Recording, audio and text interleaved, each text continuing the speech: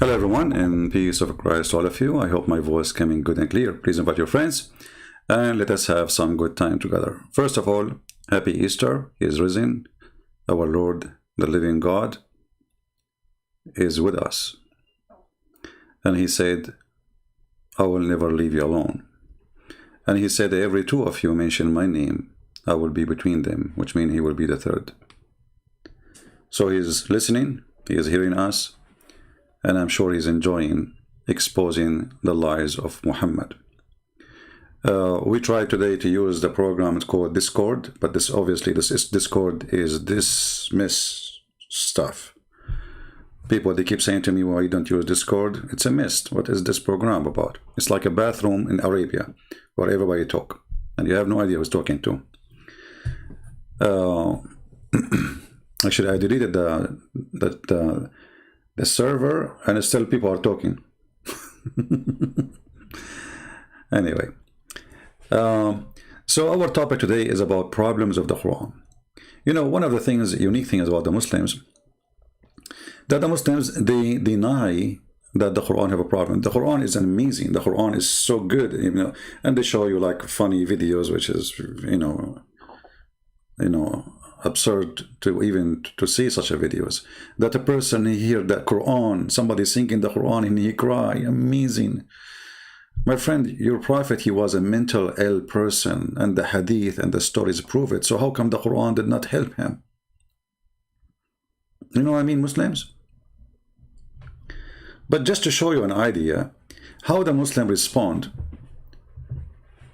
to the mistakes and the stupidity of the Quran. This is a video of Zakir Naik. A person, he bought a book of somebody professional in Arabic, and he showed an example of mistakes in the language in the Quran. So this person here we see in the picture here is going to ask Zakir Naik about how come the Quran have a grammar mistakes. How the Muslims explain the grammar mistakes. You will not believe it, and you will die laughing. Listen carefully. More than 20 mistakes in Arabic grammar, and I will tell you some of them. إن الذين آمنوا والذين هادوا والصابئون. He said in Baqarah and Hajj, إن الذين آمنوا والذين هادوا والصابئين. Which is right? الصابئون or الصابئين? Number one. Number two. Brother, one question at a time, yeah, please. but at the same thing, he said in Surah Taha 63, إن هذان لساحران. Mistake. إن هذين لساحران. Can you explain that? And there is more than that mistakes. Brother will allow you only the first part of the question. The second part will not allow because we have stated to. The brother has asked a very good question. I would like to be more concordant and agreeing. He has mentioned all 20 grammatical points. And the book is referring to Abdul Fadi. Abdul Fadi, correct? Is the Quran infallible? I can see some things. Yeah. Alhamdulillah, my side is good. And the Muslims like are so excited. He did not answer yet. He just told them the name of the book which he's reading from. And the Muslim like, Ya Allahu Akbar. Like, okay, what happened? Look at the Muslims. This guy, he did not answer yet. He just told him, you are reading from this book, right?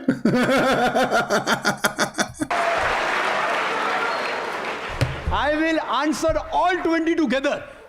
Because I've read the book. I'll answer all 20, inshallah. Inshallah. Point number one, brother.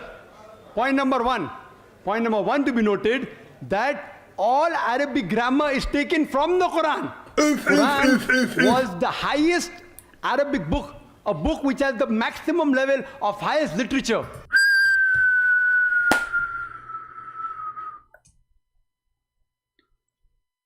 Brother and sister, first of all, how the Quran can have an Arabic grammar if it in the Quran is the highest grammar, and the Quran is where the Arab take the grammar from. But before the Quran was exist, the Arab, they speak Arabic. Which grammar they used to use, Abdul?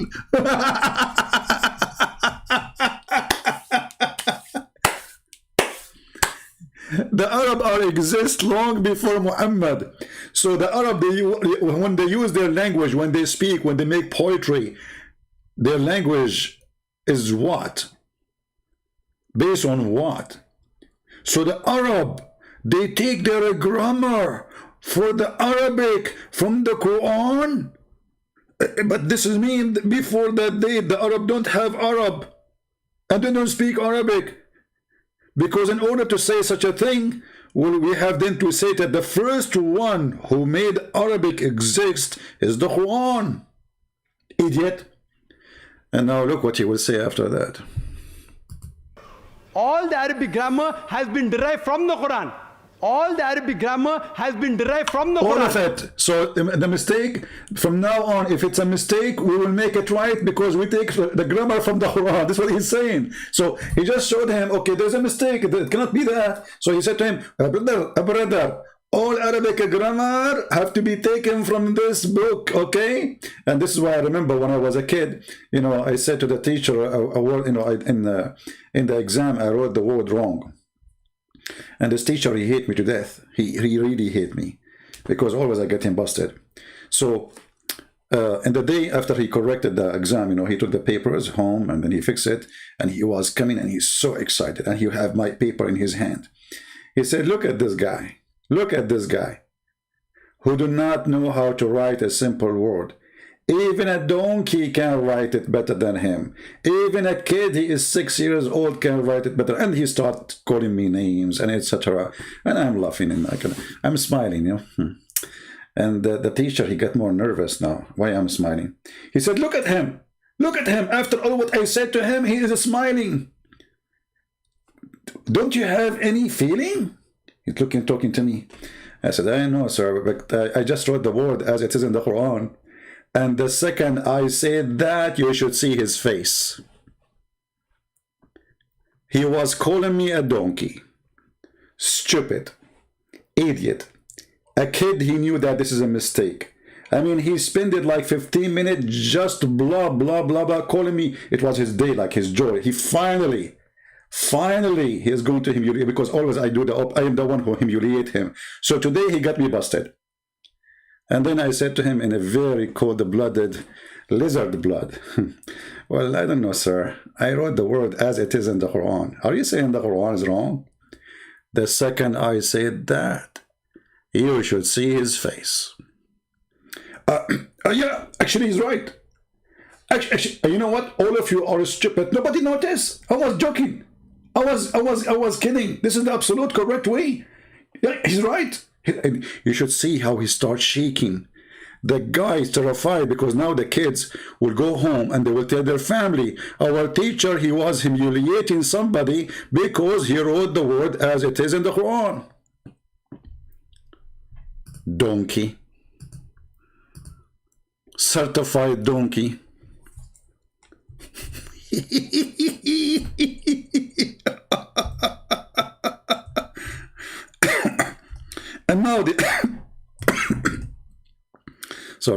And now they ask Zakir Naik the same question, and instead of answering, what he do? He make a drama. All the Arabic grammar is coming from the Quran. He don't know Arabic himself. How he can answer such a question anyway? You know, how you know, how he can even respond to it? There's no way, you know, the guy don't even speak Arabic. So actually, it's not even fair to ask him the question, because this donkey do not speak Arabic. Like, they make a sound of verses, they memorize them by heart, but they don't know Arabic. So it's not fair to ask a question like this to such a person. However, look now what he will say, which is going to be a contradiction for what he just said. Listen carefully. So he just said all the grammar is taken from the Quran. And now, what he will say? He don't keep his mouth shut. You have to do poo-poo. Is the textbook of grammar, and all the grammar is derived from the Quran. The Quran can never have a mistake. Point number one. Point number two. Point number two. Point number two. It is like, you know, taking a ruler, and the ruler is there, has a measurement, and you're saying the measurement is wrong. See how stupid he is? He's saying, so you are saying to me that the Quran is the is the ruler of the grammar, and the ruler is wrong. But who's stupid who said that the Quran is the ruler? How it can be the ruler if the Quran is just a language or a book written in a language which exists for hundreds of years before Muhammad? How we can be the rulers when there's tons of books and there's poetry? So the Arab who make amazing poetry all this time, who speak the Arabic at that time is very strong, already established. How the Quran can be the ruler? And who is the one who said so? Just because it's a book of your religion, you are the one who decide that this is the ruler. But look what he will say after that. Just to show you that their intelligence, those who defend Islam, is very low. It sounds illogical. Point number 2. In the different tribes of Arabia, and you know Arabic, and Dr. William Campbell also will agree with me, in different Arabic tribes, the grammar keeps on changing. In some Arabic tribe, the word is feminine, the same word is even masculine in the other tribes of Arabia. In different tribes, the grammar keeps on changing. He just said that the Arab, before the Quran, there's no grammar. Didn't he just say that all the grammar is taken from the Quran? But now he's saying the Arab have different grammar. So grammar exist.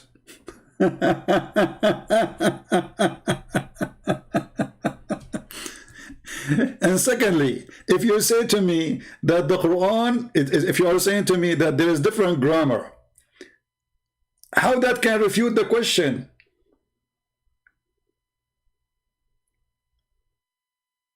Because at the end of the day, when somebody says to us they have different grammar, prove it to us.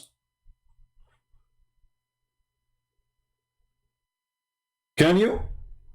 This is not true. The Arab, they have different, let us say, way to pronounce words, but not different grammar. But by saying what he said, that the Arab, they have different grammar, which grammar the Quran took?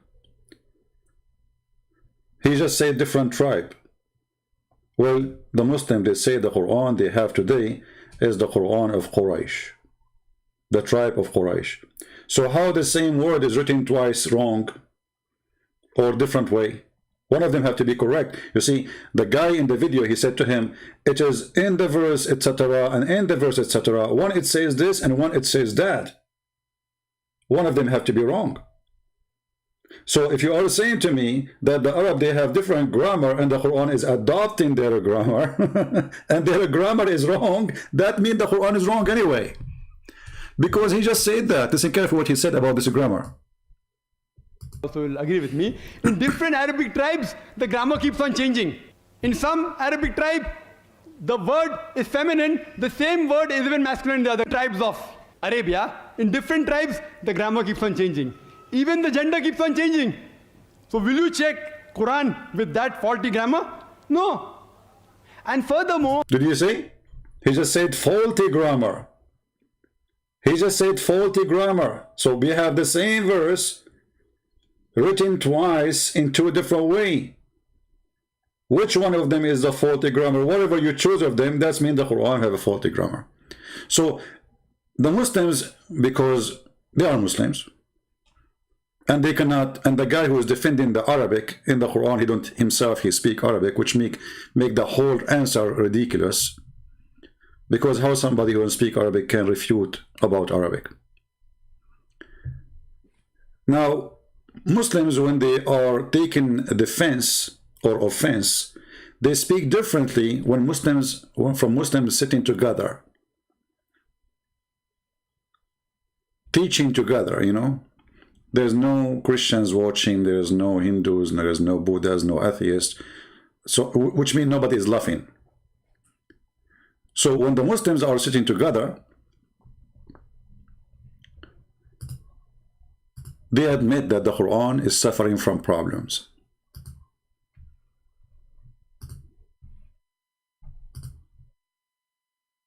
How the Quran is made, and do the Quran suffer from bad problems? So now this person here in this argument, we mentioned the grammar, But the grammar things, I don't talk about it usually, because who in here speak very good Arabic? And even a Muslim who speak Arabic, he can deny, he says Christian Prince is lying, blah, blah, blah, blah. And you know, this is only for those who speak Arabic, and that's it. And they can't play with it. But if we listen to this guy, he will say clearly the Quran have bigger problems from a grammar in Arabic. And remember, Zakir Naik, he said that the Arab, they have different grammar. But isn't it him, Muhammad? He said that Allah, he sent him the Quran in 7 Arabic.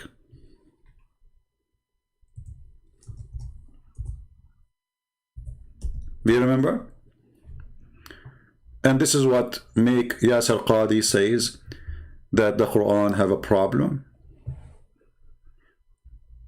There's a hole in the narrative. The Abdul Zakir Naik, he just said, the Arab, they have different grammar.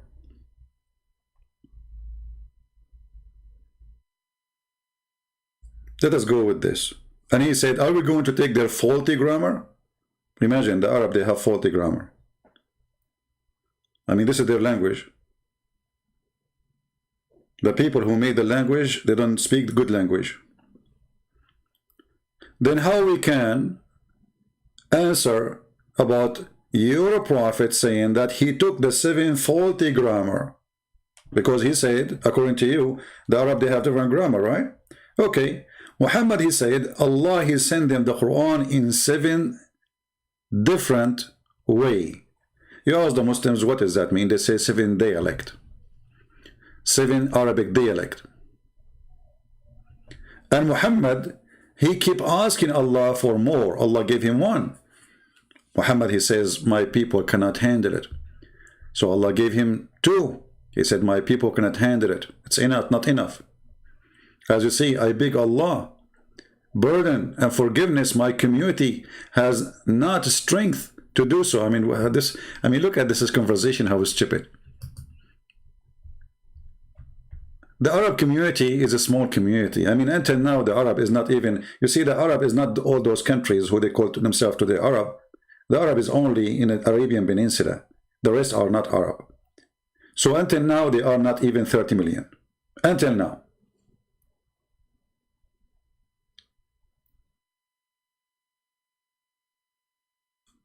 When Muhammad, he asked the angel about the Quran, and the angel came to him and said to him, Allah has commanded you to make your community to read Quran in 1 dialect, which is very silly. And what is that? I mean, why? What? I mean, all of them, they speak the same language, but what the point of this dialect thing? Then the Prophet said, I beg Allah, burden and forgiveness, my community has no strength to do so. What does that mean? What do you mean have no strength to do so? Any Muslim can tell us what does that mean? So how Zakir Naik, he recite the Quran? Now, he have only 1 Quran. How you Muslims now, you recite the same Quran which is Zakir Naik reciting. But Muhammad, he said, they cannot do that. He said clearly, this is impossible. So he asked for more way of the Quran, more dialect. So Allah, he sent him another Quran. So now we have 2 dialect. Muhammad, he asked for more. 3rd time, 4th time, 5th time, until it is 7th time. And then he said to them, in whichever mood they read, that will be correct. But Zakir Naik, he said, no, it have to be only one mood. Because the Arab, they have faulty Quran. So, in this hadith here, it was Allah who adopted the Arabic of the Arab, not the opposite. This is why he is sending it in the dialect of different tribes of the Arab. But we know what is behind the story. This is not about dialect. The fraud of Muhammad is so clear, he cannot repeat the same verse twice correctly. He say it second day or third day, he say it differently. So they ask him, how come? This is not what you said last time.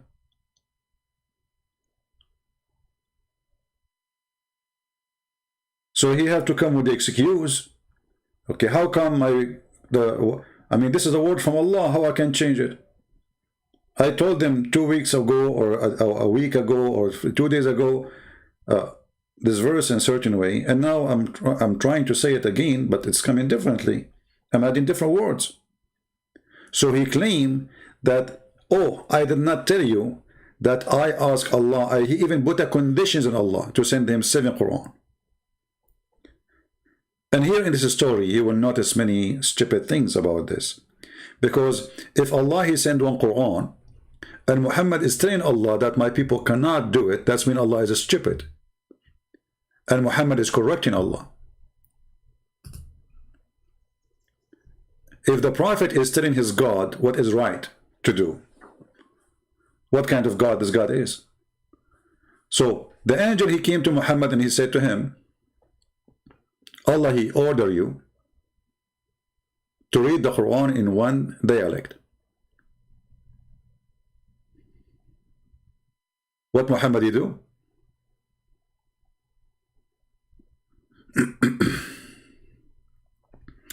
Wasim Ali, you want to call? Okay, no problem. Let us open our palto. Even I'm not really in the mood to take calls today, but for the sake of entertainment. Because I like it when the Muslims are excited. Text me, Mr. Wasim, to my palto. All right.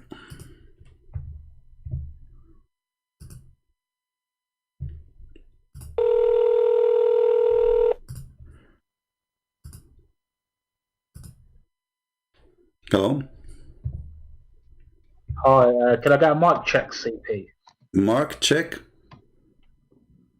Mic check. So I'm coming through loud and clear, correct? I'm calling from what? I said I'm coming through loud and clear. You can hear my voice. I hear you. Sorry, you know, your English is difficult for me a little bit. I'm not saying your English is bad. My English is bad. So what do you want to say to us, Mr. Wasi? You're a Muslim? Correct. So the first thing I want to say is it's important whenever someone dies to offer condolences, correct? You would agree with that. So is that I want to start off is that a condemnation to your prophet, because he is dead already for the last 1400 years, and the hadith says that he stink. Do you want to show you the reference? Oh, if you let me finish first. Well, so my friend, I want to give you condemnation because according to my belief, Jesus is alive and your prophet is dead. So why you are flipping things upside down? You forgot that the Quran, even the Quran. You don't know who. Did you forget, my friend, that the Quran says that Jesus is alive and Muhammad is dead? Isn't it the Quran says, إِنَّكَ لَمَيِّتْ وَهُمْ مَيِّتُونَ, you are dead and they are dead? Is that true or I'm lying? So let me finish first. So let me please. No, you are just trying to be like a kid, and now you are in trouble because the Quran. The Quran saying that Muhammad is dead. My friend. CP, is it true that your prophet says that you are dead? Tell me when you're done. Does it say that he is dead and they are dead? Yes or no? Are you done? Can I respond now? Hey, go ahead. All right. So first of all, it's important to offer condolences to the dead, and I want to offer condolences to you because you believe your Lord and God died on a cross. Correct me if I'm wrong. You believe Jesus died. Correct? I will let you finish. Go ahead. So I want to offer condolences on the death of your Lord and Savior, and that's the first thing I wanted to say. Okay, now you said your part is my part. No, is my part. Please, we don't want to jump. This is it's you who opened the topic. This is the Quran, chapter 39, correct, verse number 30, and we can go to the chapter of An-Nisa, chapter number 4. There it says that the Messiah is alive, And your Muhammad here in chapter 39, Allah says to him, إِنَّكَ لَمَيِّتْ وَإِنَّهُمْ مَيِّتُونَ. You are dead and they are dead too. So let me offer you my condolence. And now I can show you the hadith where it says that the Muslim did not bury Muhammad for 3 days and he stink. And Ibn Abbas, he said, so you don't believe Jesus died? Hold on, so hold you on, don't hold believe on, hold Jesus on. died? No, because you are offering me condolence for his death, but he's alive. So, but is he alive now? Did he die or not? Is he alive or not? But did he die? Okay, but is he alive now or not? So how you come to me, he says, I offer condemnation for you, because my Lord, he over death by death. Your Lord, he is dead, and he is a stink. Even the hadith says he stink. So Jesus, listen, so you see, you are trying to make fun. You are trying to make fun, and now you got yourself busted. Isn't it true that you're a prophet, when he died, he stink? And the Muslim did not bury him for 3 days. Christian P. Listen. Okay, you said here we go. Lord So you are calling me names now. I did not call you names because simply you are in the corner. Your name's Christian P, correct? Okay, you say, Christian P, correct? Here we go. Okay, here we go. So you are a coward and you are in the trouble because your prophet he stink. I said I can offer you and show you the reference that you're a prophet, even his nails became a green and blue, and his fingers they shrink. And Ibn Abbas he said, "Idfunu sahibakum fahuwa antan فإنه يحسن كما يحسن البشر." Bury your friend, he stinks like all a human. Listen, is it true or I'm lying? Did he narrate it? His what? Did he narrate it? Who? What narrated? Was it narrated? What narrated mean? That's what I'm asking you, because you're supposed to say narrated, but every time you say narrated. Okay, so you are correct. You've been in America for 20... listen, okay. You do not know Arabic. I can make fun of you when you read Quran for me. Read the verse for me. Here we go. English is not my first language, and I don't care. I speak languages. How many languages you speak? You said you've been in America for 20 years. You are a donkey like your prophet. You are a donkey like your prophet. Your prophet was in Arabia all his life, yet he did not know how to read his name. I'm going to go with your rule. But the one, listen. You are a son of Muta, like your prophet. You're a prophet. You said to me, you've been in America for more than 20 years. That's what you said, right? You don't know how many years I am here? And if I don't speak good English, that make me a donkey. You're a prophet. He spent all his life in Arabia. He's born there. He don't know how to write his name. He is a certified donkey based on your rule. Let me offer you my condolence. You are following a dead man. إِنَّكَ مَيِّتْ وَإِنَّهُمْ مَيِّتُونَ. You are dead and they are dead. Jesus is alive. And that is hurting your feeling. And you are calling me names, and everybody knows why, because you don't know what to say. Make fun of me, I'm not a prophet, who cares? But people are laughing. And the funny here, the Muslim translation says, verily you, Muhammad, will die. It doesn't say that in Arabic, it says, إِنَّكَ مَيِّتٌ. You are dead. It doesn't say you will die, but the Muslim, they have to explain it. I mean, how in the world Allah he says to him, you are dead, when he is not dead yet.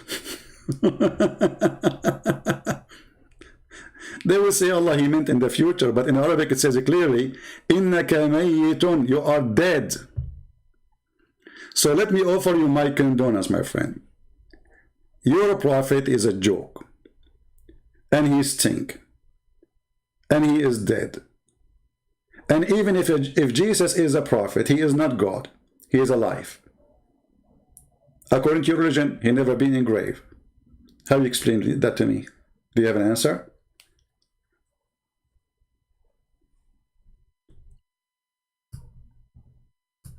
Look like the one who gave you the flu shot, he gave it to you in the wrong location. And you are sneezing from the wrong location. That's why you have a filthy mouth. And as long as you are talking about pigs, I don't know why Muslims, they do that to their prophet. Are you asking me to insult your prophet and call him a pig? I took your call. You want to debate me? You are excited to debate me? Here we go. You call me. You thought you can make fun of us? You got surprised. We spank you harshly with no mercy. And this is what makes me so upset. You thought you can make fun of the Christians. Let me offer you condolence. Your God is dead. Who's next? Abdul, you are talking to Christian Prince. Those things you can do with other Christians, maybe, you know. But you cannot do that with me. I know what Muslim will say like 20 minutes in advance. And you can tell, can't you? 20 minutes in advance before even you say to me what you will say. I know what you will say next. This is why you got humiliated. Narrated.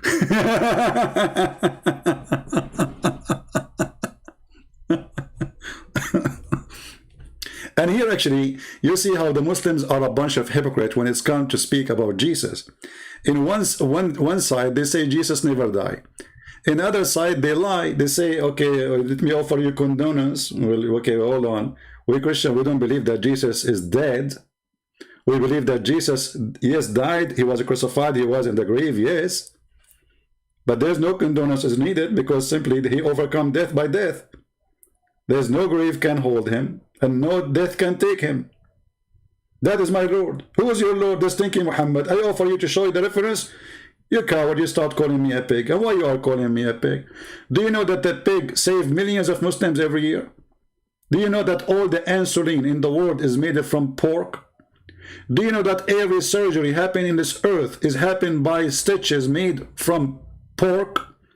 Do you know that your mother, she used lipstick, and your father, he kissed her, and lipstick, half of it is made of pork? You are a porky guy. Pork, sir, you know, the one who saved your life is a pig. The one who killed life is Muhammad.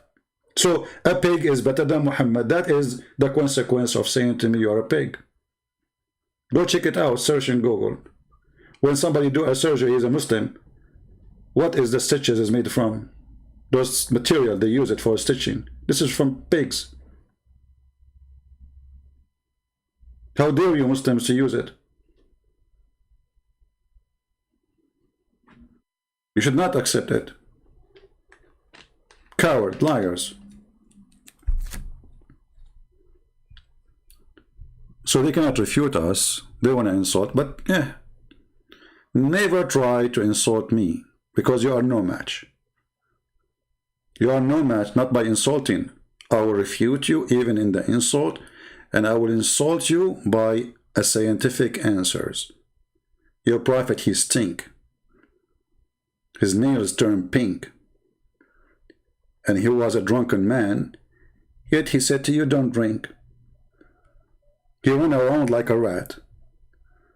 And each time he see a woman, he have a diarrhea of a cat.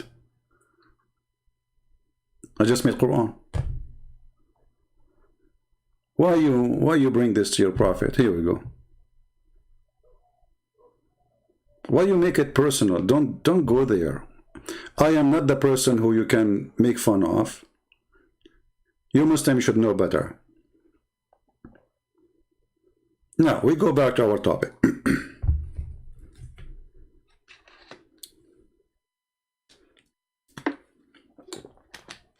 Narrated.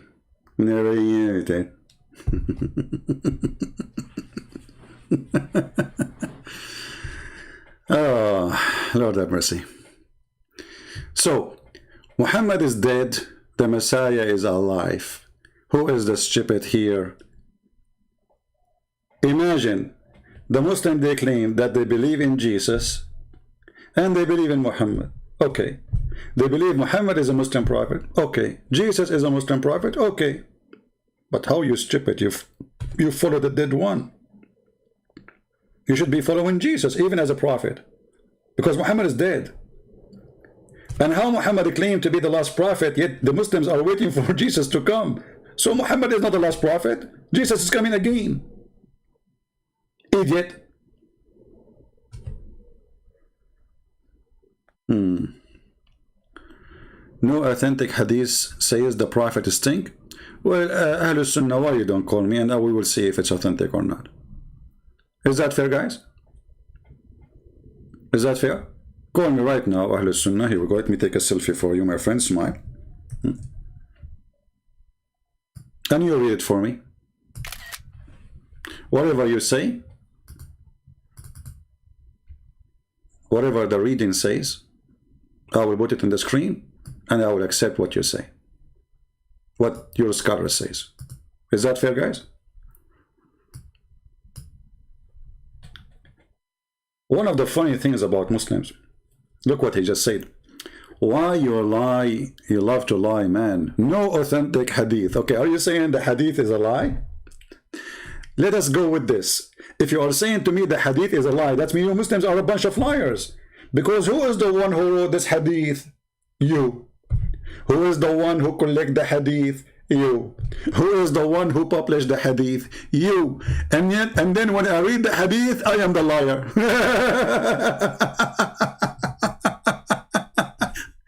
What a crazy religion. They are the one who cook the food. They are the one who put the ingredients. They are the one who tend the fire. They are the one who put it in the pot.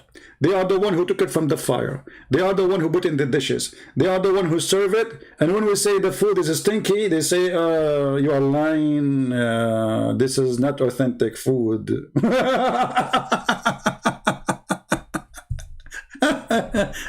I love the Chinese when they said he left as a donkey, never came back as a horse. I love them. That's very wise. I don't know they were talking about who at that time, but obviously it was somebody, you know, saying stuff like this. So you wrote the hadith, you collect the hadith, you print the hadith, you teach the hadith. From the 1400 years until now, keep carrying the hadith in the top of your back like a donkey. And then you drop the hadith in front of me. And then when I read the hadith, you say to me, this is weak. What a hilarious religion, man. I love it. Do you see the stupidity? Seriously. Do you see the stupidity? What happened to the brain of a human being? What is your brain, man? So you write it, you print it, you collect it, you transform it, you print it. Brother and sister, today we are going to teach to the hadith. Ibn Abbas said, brother, that the Prophet, when he died, he said to them, bury your friend because he think. Hey, brother, this hadith is not authentic.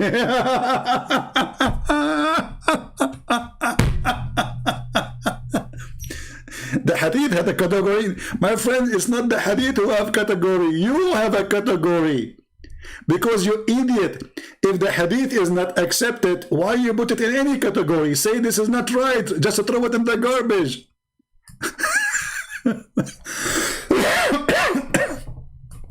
Why you are collecting garbage if it's a garbage? The hadith has category. And okay, you know, why you don't call me and let us see the category of the hadith? Huh? Do you like to call me and show me the category? What I am saying that it does not have category. It have a kata and gori. Kata is a Muslim guy. And gori is his dog. Kata don't like dog because his name is Kata, which means coming from cat. This person, he did not say Bismillah, so Allah cursed him to cat. And then he met with Gori. And he said to Gori, let us hide all the garbage stuff of Muhammad behind me and you, the cat and the dog, Kata and Gori. And they have an agreement. And since then, the Muslim, they say, you know, this isn't the category. Here we go. Tafsir al-Bukhari.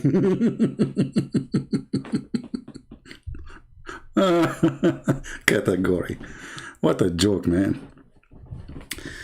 All right. Why you don't call me?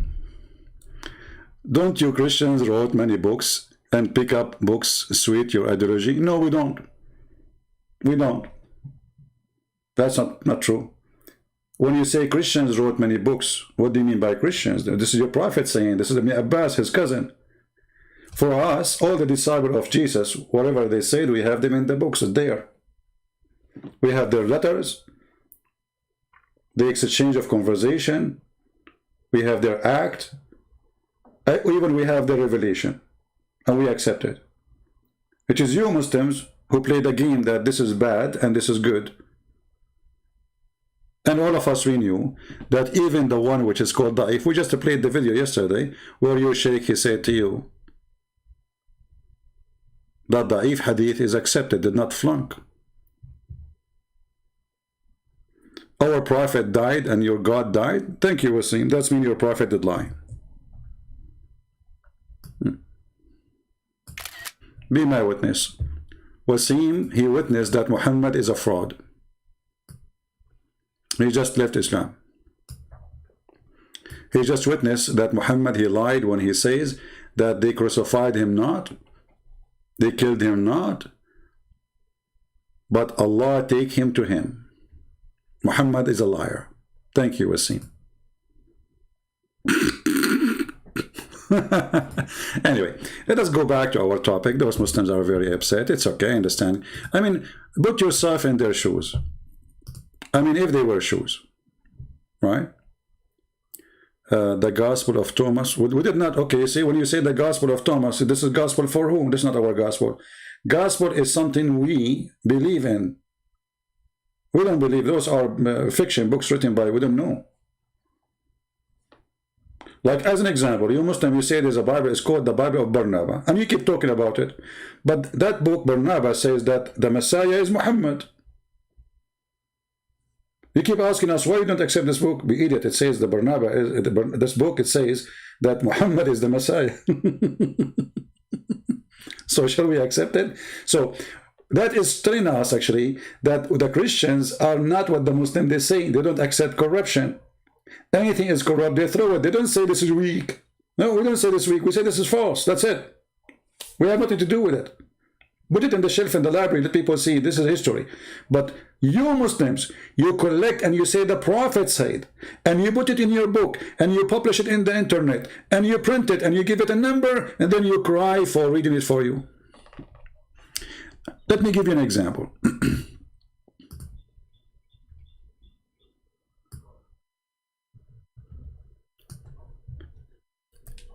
Yesterday, we heard Mufti Mink. He was saying that it is unjust that God, he punished somebody, he did not commit sin. He says even this is a blasphemous. Hey, the rich guy called me, Wasim. Blasphemous. Fissy. He said that. And this is a hadith which is sahih, that in the day of judgment, Allah will take all the sin of Muslims, even if it's heavy as mountains, and he will place it on the top of the Christians and the Jews. Is that sahih? Authentic? Yes. It is. Right? It is. If we go to this hadith as an example,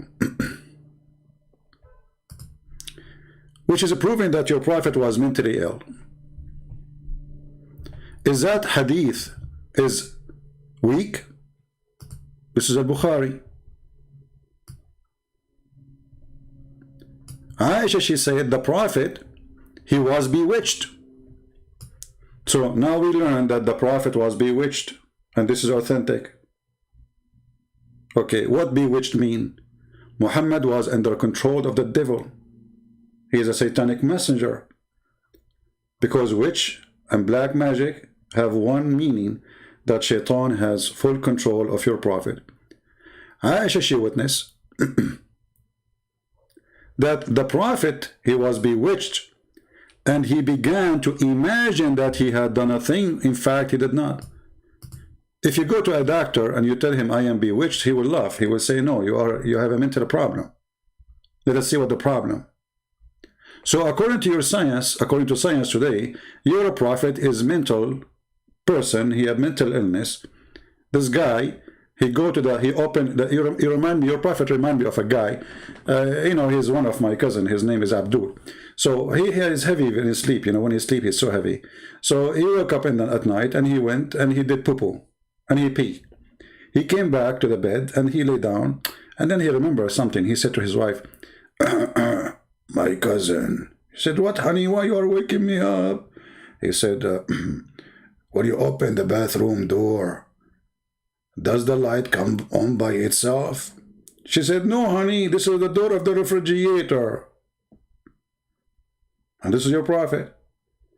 Your prophet, he opened the door of the refrigerator. He do pee and piss and poo-poo there, thinking that he is in the bathroom.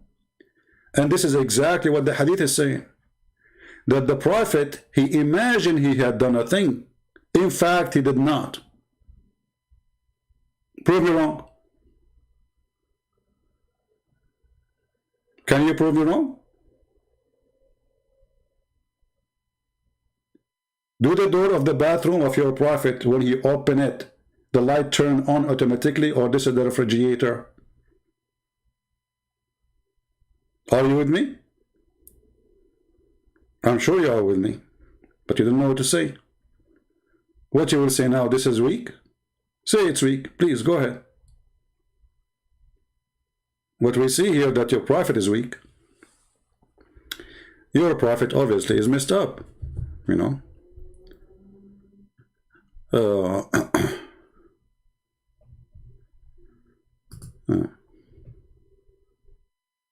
Yeah, this is, maybe this is Wasim. He changed his name to call me again.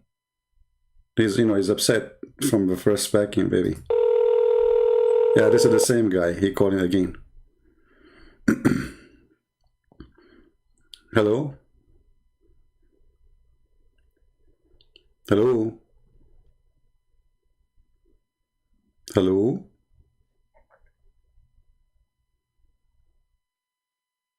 Hello? Okay, take care.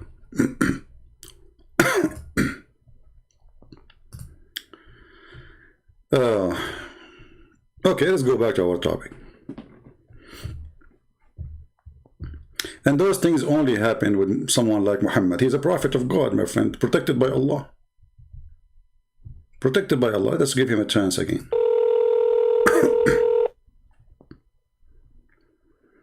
Hello? Okay, do you want to talk? All right, maybe he's shy.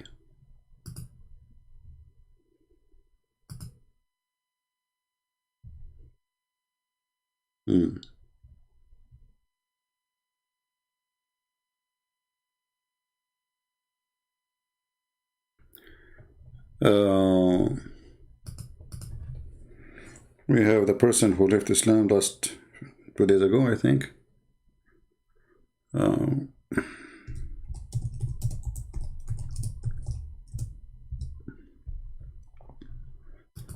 Any other Muslim?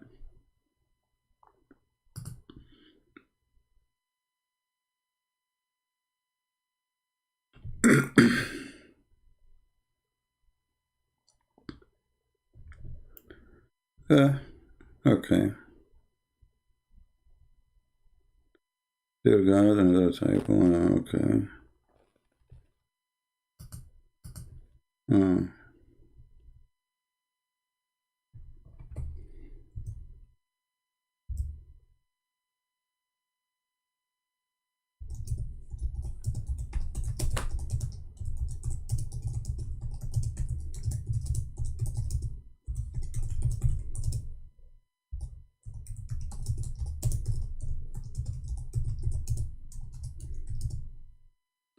Answering a female Muslim. All right. Don't you know that Muhammad was a merciful and he was kind to women? That's what she said to me. You believe it?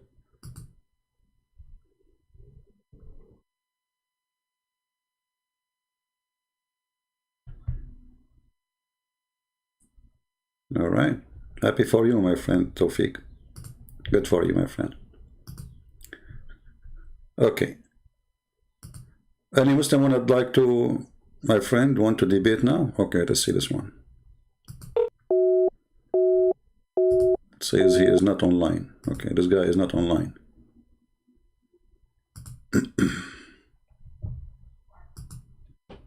Let us see.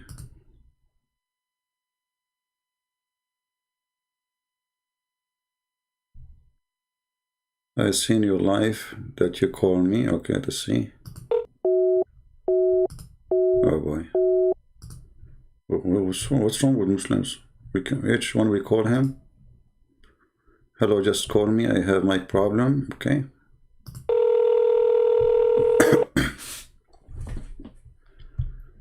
All right, Christian Peter, why do you keep hanging up? Did I tell you guys that he changed his name, the potato?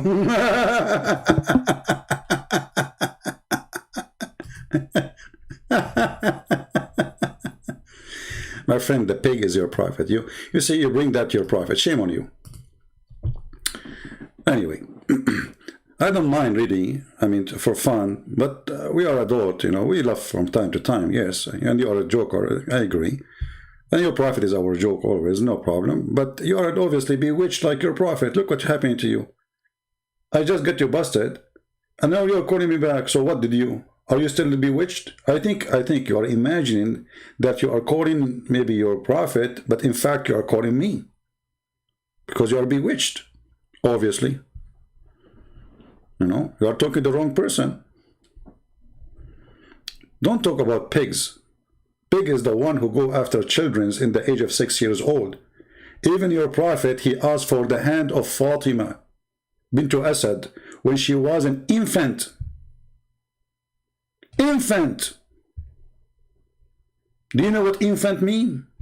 Who is the pig? You tell me. Your prophet, he went to his own son's house when the son is not there and he flirted with the wife. Who is the pig? You tell me. You tell me. I will never go to the house of my friend and flirt with his wife over my dead body. No matter how beautiful she is. No matter how single I am. Who is the pig?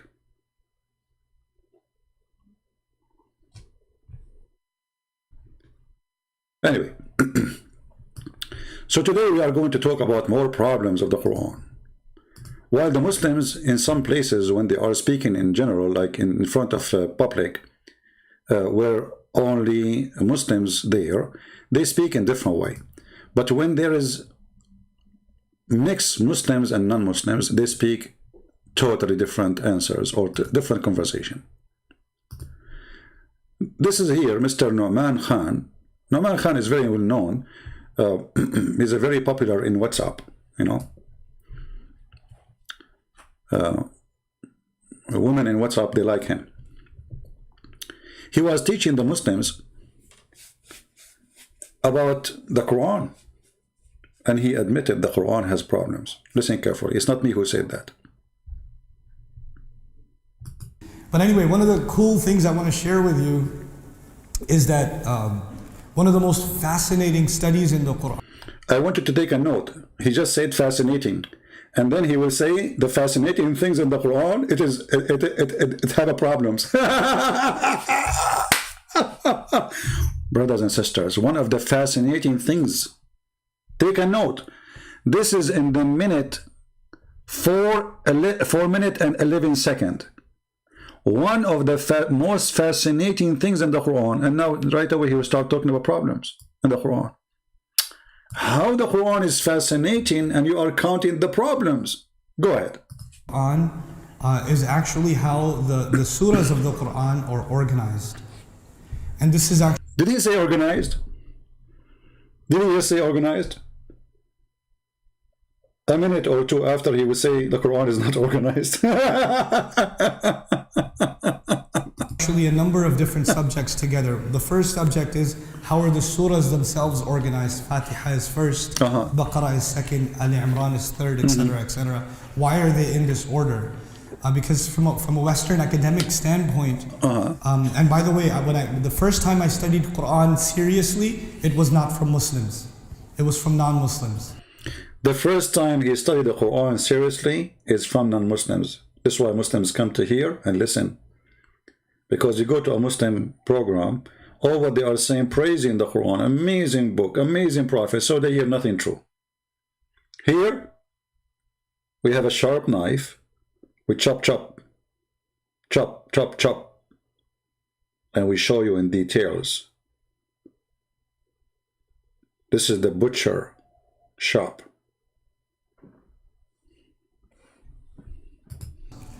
And when they study the Quran, they don't say, Alhamdulillah wa salatu wa salamu ala Rasulillah. They begin, like they study any literature, they start with criticism. We start, when we study the book of Allah, we begin with hamd, we begin with praise. We begin with iman, that this is the best, وَالرَّاسِخُونَ فِي الْعِلْمِ يَقُولُونَ آمَنَّا بِهِ كُلٌّ مِّنْ عِنْدِ رَبِّنَا. Okay, this is what we say. That's not what they say. Right. They begin with criticism, skepticism. And so the first exposure, one of the first serious exposures I had to the Quran was actually criticism. Okay. And the first criticism was the Quran is unorganized. The surahs are in this random order. Guys, I don't know who is suffering from flight of thoughts. I don't know who is really bewitched, only the Prophet or those who follow him. How in the beginning he says, it's amazing, fascinating how the Quran is organized. And now he is saying the Quran is not organized. Do you remember what he said in the beginning? He said, what is fascinating is how the Quran organized. Fascinating, he used the word fascinating. And now he is saying, well, the Quran is not organized. Okay, hold on. How it's fascinating how the Quran is organized, and now you are saying the Quran is not organized. Are you okay? Abdul is talking. And he knew nobody is listening. Do you think anyone is listening? You say whatever you want. As long as he's praising the Prophet, nobody have attention. As long as he's a Muslim, whatever he says, okay, it's okay. If it's Christian princes talking there, they would be like, Takbir, Kulham, Allahu Akbar, they are relaxed. How he said the Quran, one of the fascinating things is how the Quran is organized. And now he's saying the Quran is not organized. And the subject keeps going from one to the other, and even they call them chapters of the Quran, right? That's what they call it. But they don't call it surah, they call it a chapter. Even though a chapter and a surah are not the same thing. Exactly. Chapter and surah are not the same thing. Do you know what chapter mean and surah mean? Listen carefully. They begin, like they study any literature, they start with criticism. We start, when we study the book of Allah, we begin with hamd, we begin with praise. We begin with iman, that this is the best, وَالرَّاسِخُونَ فِي الْعِلْمِ يَقُولُونَ آمَنَّا بِهِ كُلٌّ مِّنْ عِنْدِ رَبِّنَا. Okay, this is what we say. That's not what they say. They begin with criticism, skepticism. And so the first exposure, one of the first serious exposures I had to the Quran was actually criticism. And the first criticism was the Quran is unorganized. The surahs are in this random order, and the subject keeps going from one to the other, and even they call them chapters of the Quran, right? That's what they call it. But they don't call it surah, they call it a chapter. Even though a chapter and a surah are not the same thing at all. They're not the same. I personally don't agree with the translation of surah as chapter. I don't. Because there's a certain standard in literature for a chapter.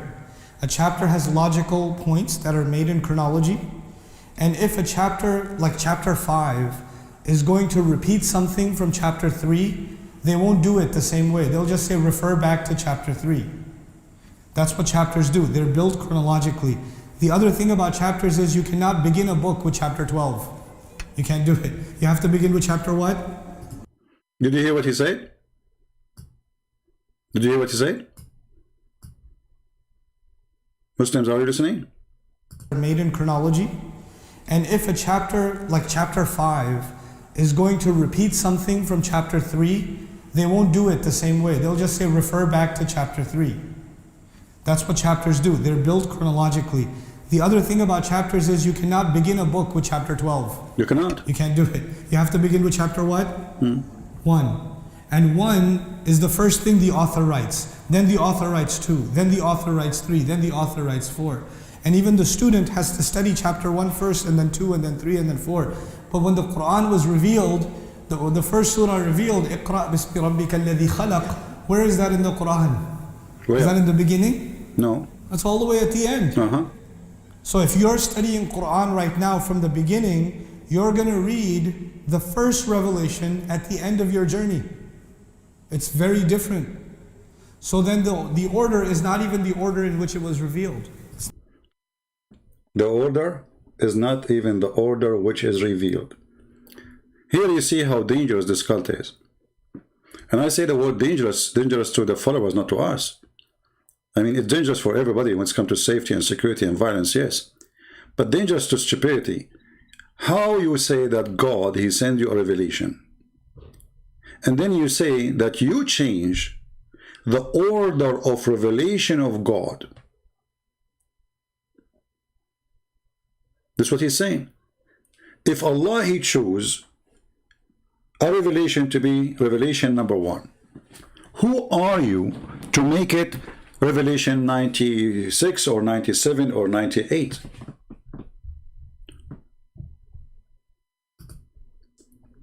How many times we heard the Muslims saying that we Muslims, we preserve the Quran? Is that how you preserve the Quran?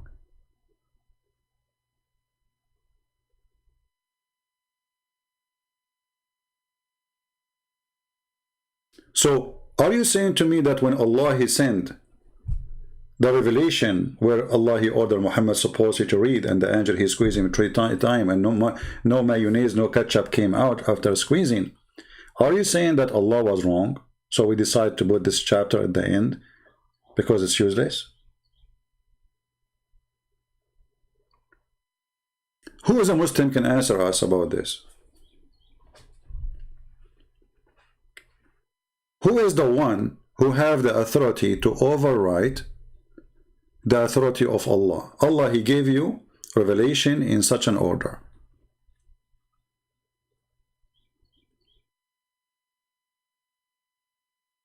When the Quran was memorized, no, the Quran was not memorized in any order. You know, if you read the Muslim history books, you will see that they were collecting verses, not chapters.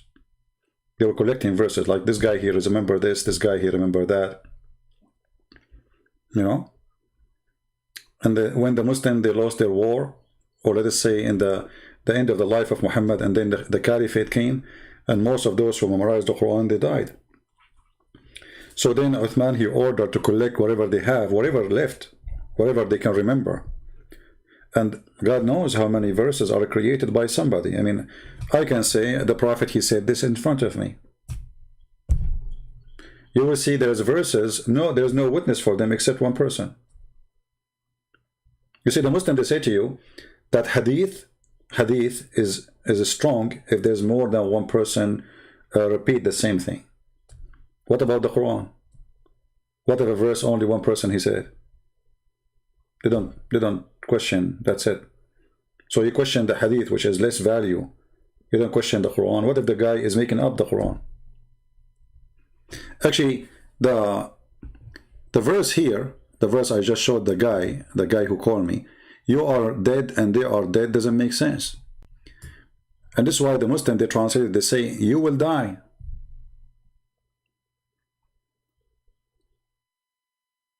Because the Arabic is so clear, it says, innaka mayyitun, you are dead. It doesn't say, innaka lamayyitun, which means you will die. It says, innaka mayyitun, you are dead. So, this verse, there's no way that Muhammad, he'll receive it when he's alive.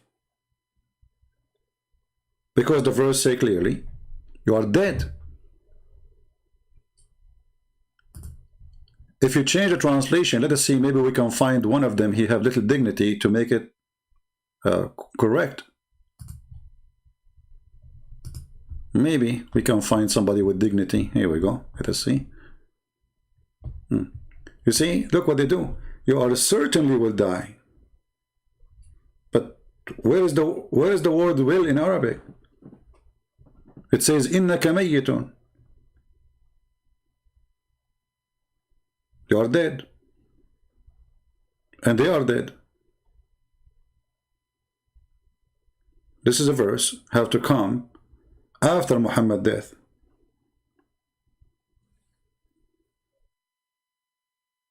Otherwise, you don't say to a person, you know, unless it's a prophecy about, okay, let us say metaphorical way, but this is no, this is literally, like, you know, Jesus, he said, let the dead bury the dead. He was talking about the funeral, which means everybody will die. But here it's a message to Muhammad himself saying to him, you are dead. Not you are going to die. And actually here you ask yourself, I mean, what is the message here? You are dead, you will die. Muhammad, he knew that. What is the news?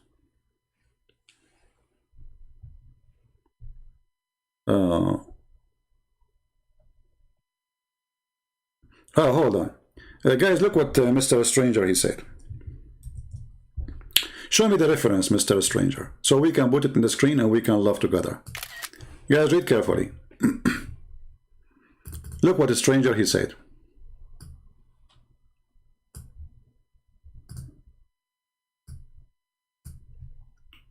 And this is why I say that Muslim answers are priceless to help us to expose Islam. Before Prophet Muhammad's death, the angel Jibreel visited the Prophet to go over the Quran and told him the place, which part, where in what order. Show me the authentic hadith. Show me even weak hadith. Can you? Can you? Are you there, stranger? And here you notice something very funny and very stupid. Because if Allah, he gave it to you in order, why the angel will come and say, let us correct the order of Allah? Was Allah wrong when he gave them in that order, and now he is trying to fix it? But give me the reference, let us laugh together. I promise you, I'll put it on the screen.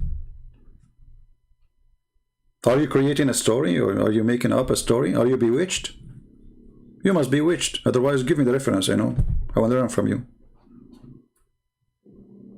It's very possible that you are bewitched like your prophet. I think you are imagining things. Bukhari 6285. Okay, hold on. And this is Bukhari. Okay, so we cannot now play games with the Bukhari.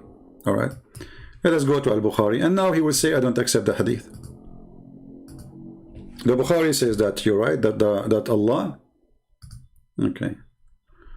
What's wrong with this Google? Each time I want to open a page, it says to me, prove that you are a human. What's wrong with Google? Do you think I'm Jibreel or what? I think Google got bewitched. What? Traffic light? Click at the pictures of a traffic light.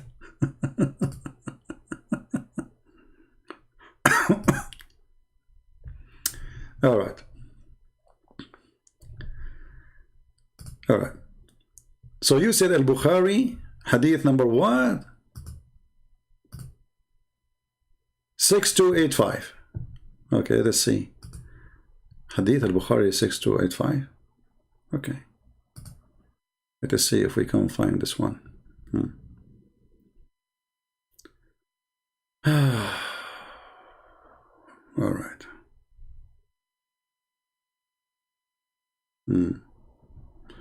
Well, here we go. This is the hadith you posted for me, where it says that. Read carefully. This is the hadith you choose for me. This is the one you choose to me, right? Okay. He said that Jibreel used to review the Quran with him once a year. Review. This is your translation. And this year he reviewed it twice.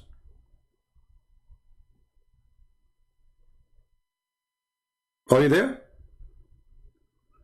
Where it says that he put the Quran over his chest. Well, what?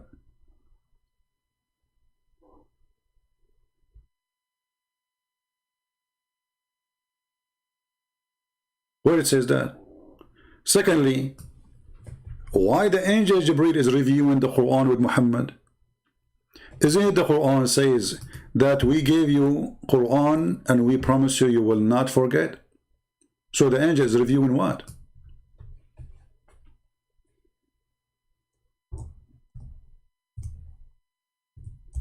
I'm waiting for the reference for what you said to me, that Jibreel, he is the one who told him how to order the Quran. Doesn't say anything about this. Here we go. This is your Muslim translation, the same Muslim website. So you are making things up. If we go in the Quran here,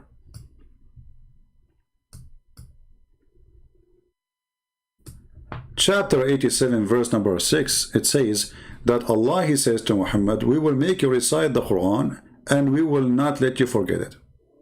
So why the angel is reviewing the Quran with him? Are you there, stranger? So number one thing you did, you gave me false reference. Number two, Muhammad do not need to review the Quran, for Allah, he promised him he will not forget it. Who is a Muslim, he agree with this verse?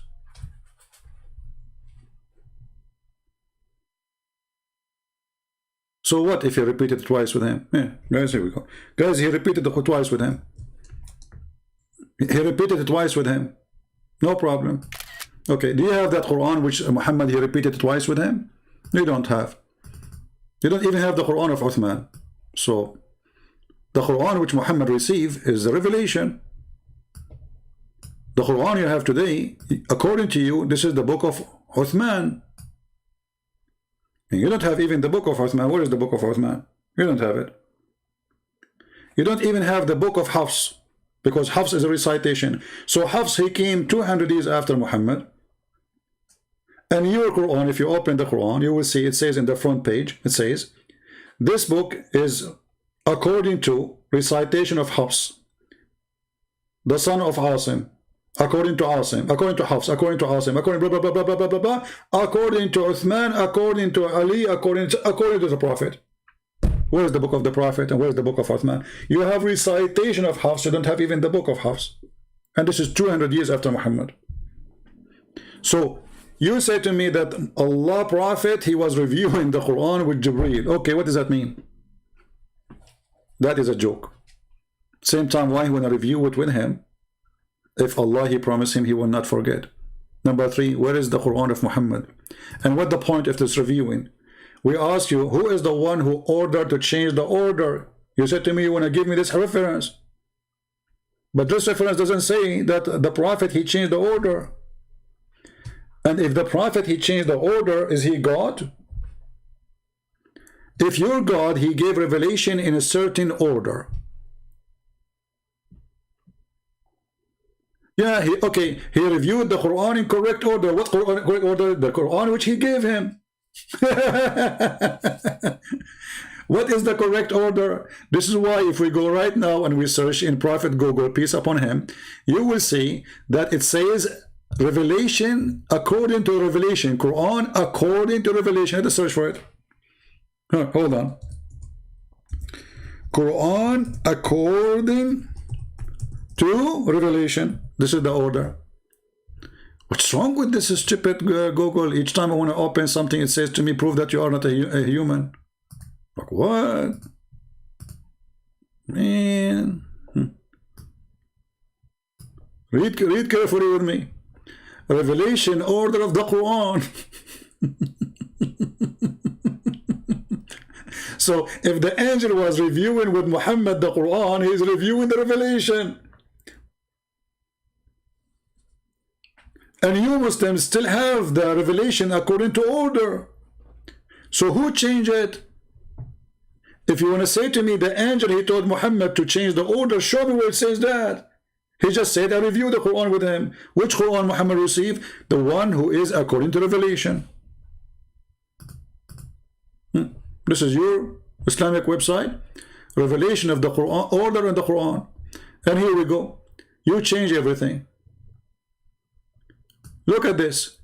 Number 96. The first one Muhammad received in the Quran today is 96. Number 2 Muhammad received is today number 68. Number 3 Muhammad received in the Quran today is 73. Like, what the heck? Are you there, Mr. Debunked? Are you there? In the same time, Allah never gave a surah for Muhammad. He never gave, actually, I mean, chapter. And all the Muslims agree. So, how you make them chapters and the order you are talking about? Did Allah give Muhammad a chapter? As an example, the chapter of Al-Baqarah, the cow chapter. How long it took Muhammad to receive it, Mr. Stranger? I want Muslim to tell me how long it took Muhammad to receive the chapter of Al-Baqarah. How long? Because we want to see if it was a chapter or not.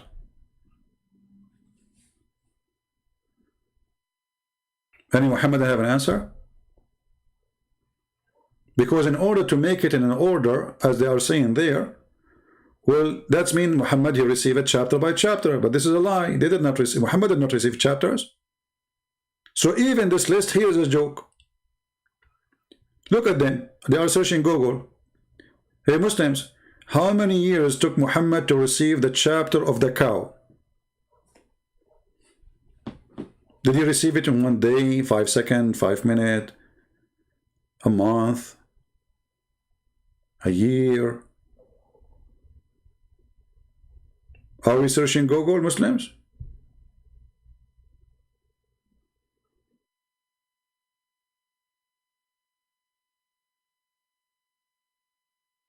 They are busy searching Google.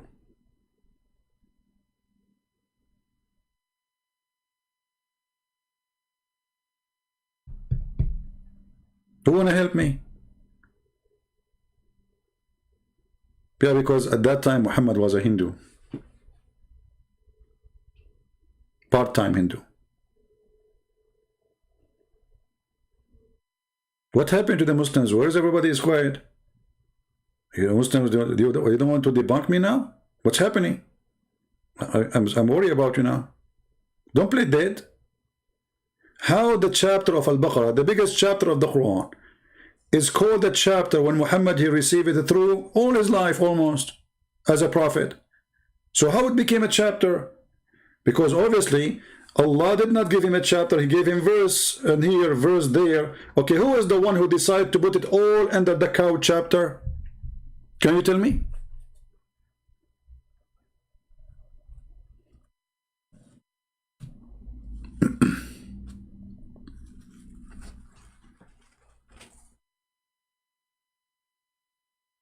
Hello? Ramadan is coming soon? Yeah, I bought a lot of beer already. I don't drink, by the way. I drink like once a while. I mean, if I buy, like, I bought a wine bottle, I think, in the before the Christmas. I assure you, this wild bomb is going to stay for the coming year. Usually, I throw it out because it became too old, you know, open, before I can even finish half of it. Any Muslim want to help me? Okay, they will not answer. Let us go to Nouman Khan. Nouman, he will answer. Thank you, Nouman. The Muslims are now, they are taking a nap. What we can say? They decide to take a nap and bingo.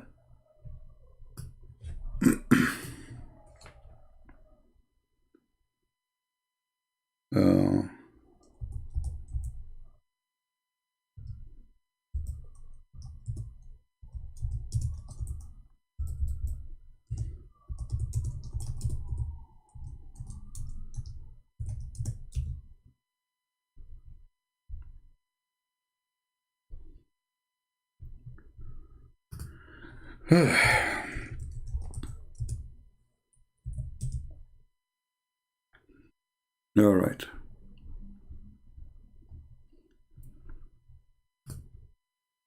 Mr. Nouman, can you help us, please? Okay, Nouman is coming. Hold on. It's not chronological. The other problem is the order, you know. Hold on. Did he say the word problem? Hey, Muslims, did your brother, your sheikh, he just say the other problem?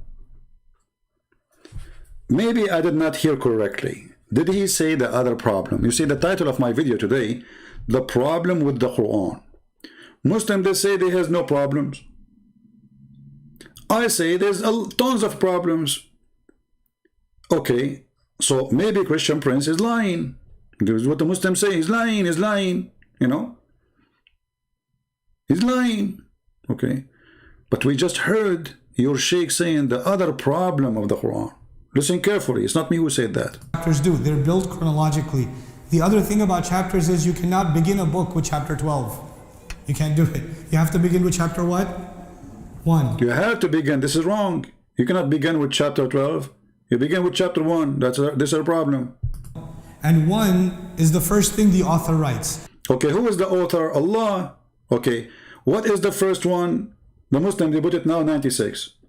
So chapter 1 in the Quran is 96 today. I mean, do you see how much corruption they do to the Quran? Let us continue. Then the author writes 2. Then the author writes 3. Then the author writes 4. And even the student has to study chapter 1 first, and then 2, and then 3, and then 4. Exactly. You know, you want to read about God, you go to the book of Genesis. In the beginning, how God, He created the earth and the heaven. How He created light. You start step by step. That is a smart, intelligent book. The beginning. God, He introduced Himself. Who He is, what He did. In the Quran, there is nothing. Read. Read what? He did not even give him a book. Even the phrase read is stupid, because did Allah give Muhammad a book to read? No. Even Muslims, they say that Muhammad do not know how to read. So how you say to him read, yet the guy don't even know how to read, and you did not give him a book to read.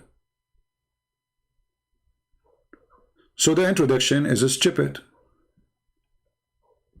He said there's none problem. He said non-Muslim. He said non-Muslims say it's problem. No, he did not say non-Muslims. No. He's explained the Quran. In the beginning, he was saying to you, he learned about the Quran seriously from the non-Muslims, yes. But now he's counting for you how the Quran is made. There's problems. Don't tell me non-Muslim says that. He is saying that. Listen carefully. But when the Quran was revealed, the first surah revealed, Iqra bismi rabbika alladhi khalaq. Where is that in the Quran? Is that in the beginning? No. That's all the way at the end. So if you're studying Quran right now from the beginning, you're going to read the first revelation at the end of your journey. Well, this is a big problem, because don't you want to know what happened first day to Muhammad? Don't you want to know how Muhammad became a prophet? Don't you want to know the most exciting moment where Muhammad suddenly he became a believer because he was a pagan as this guy, he agreed? And later we will see that.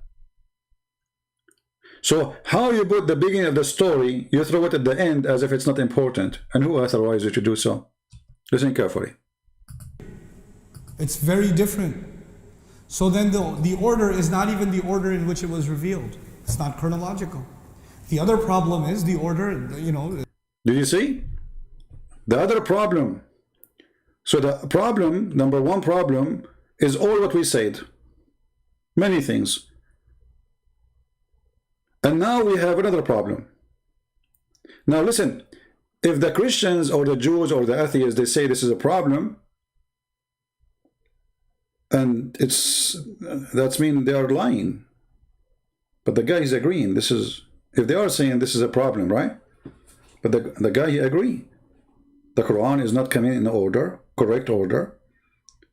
He told you that the author, he write the book, chapter number 1, chapter number 2, number 3, etc. You don't read the book from chapter 12. If somebody want to study the book, he go to chapter number 1. And he said clearly, you don't go and recite something you read already.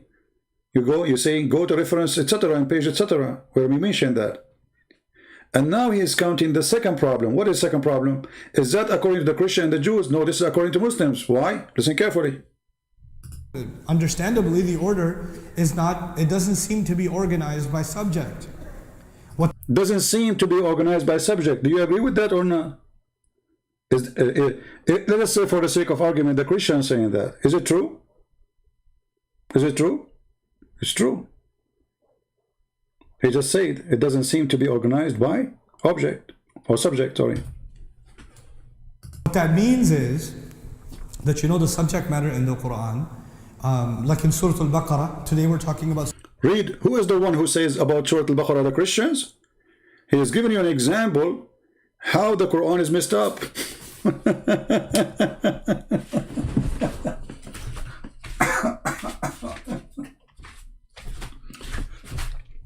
Who is the one who's giving example now about how messed up the book? The Christians? No, he is.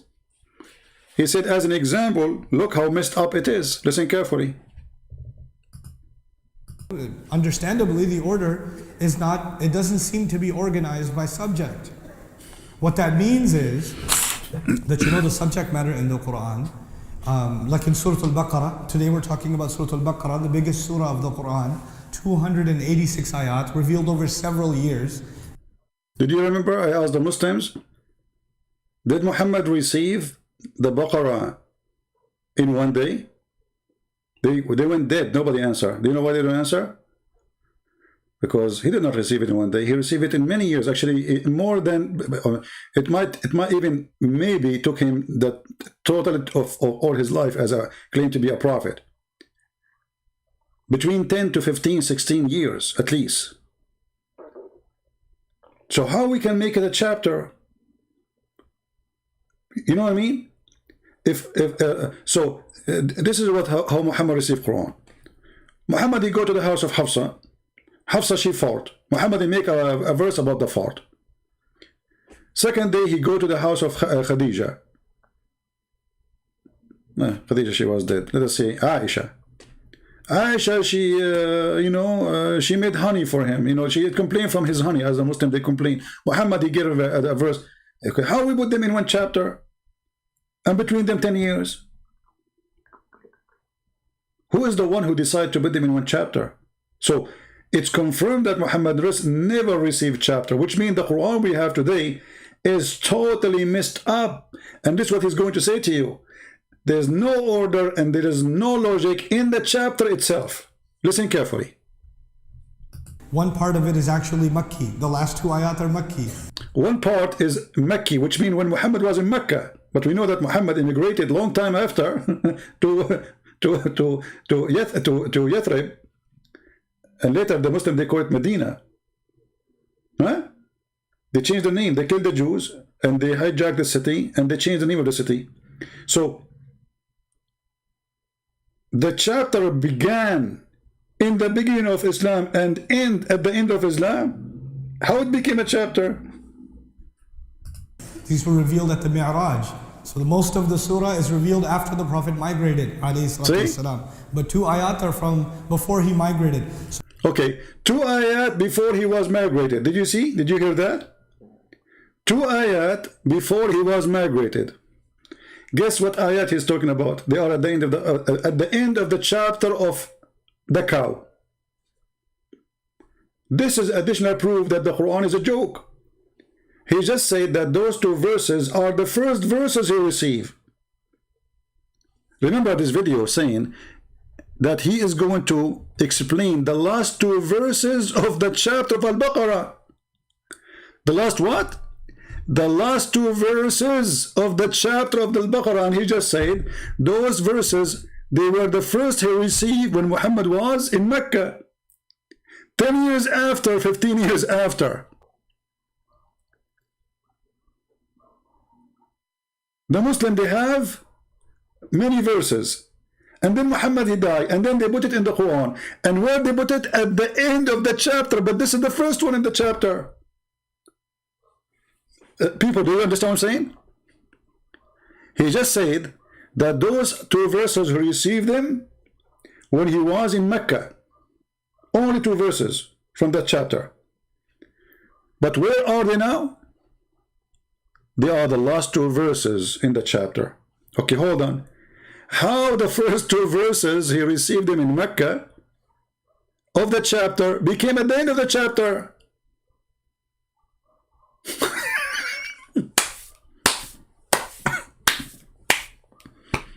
Is that a joke? Are we listening, people? Do you understand what I'm saying? So let us say, for the sake of argument, Allah, he gave Muhammad The chapter of the cow. You know, cow. Okay. Those two verses are the first two verses in that chapter Muhammad received. Wonderful. Where are they right now?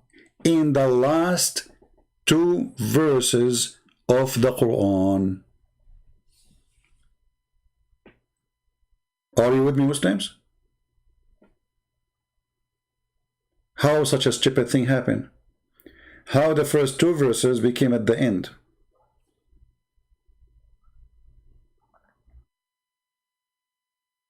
Where is Mr. Danger and Stranger, whatever their name?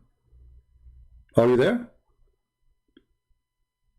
If Allah gave it to you in an order that this is the first two verses, how they became at the end of the chapter?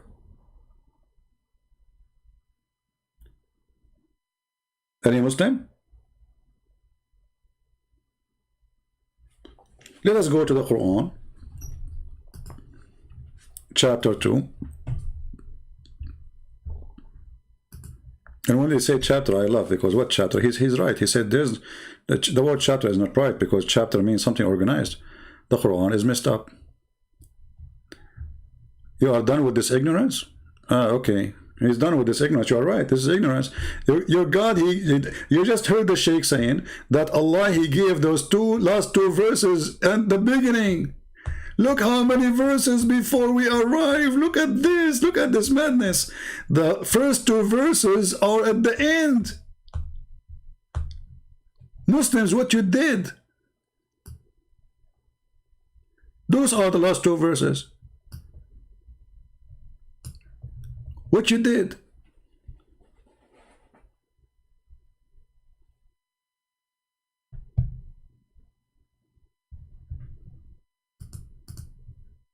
Who allowed you to change the words of Allah and to change the location? Isn't it the Quran says that those who change the location of the word of Allah, Allah curses them?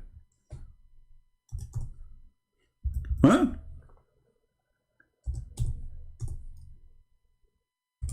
Did Allah says that? Or Allah doesn't count for you?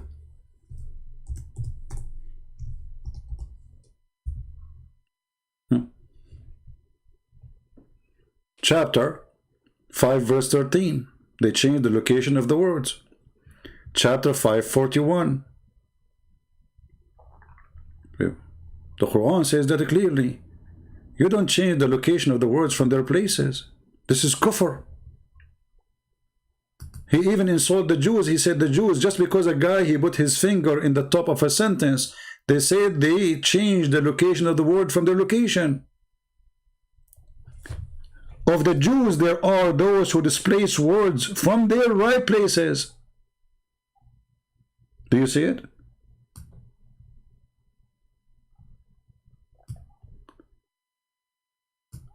So the bad ones, according to the Quran, is the one who changed the words from their places. And we just heard, and we just saw the title of the video, that the last two verses in the chapter of the cow, they were the first two verses in that chapter. So who is the one who changed the location? And the funny, the Muslim, they keep saying he's lying.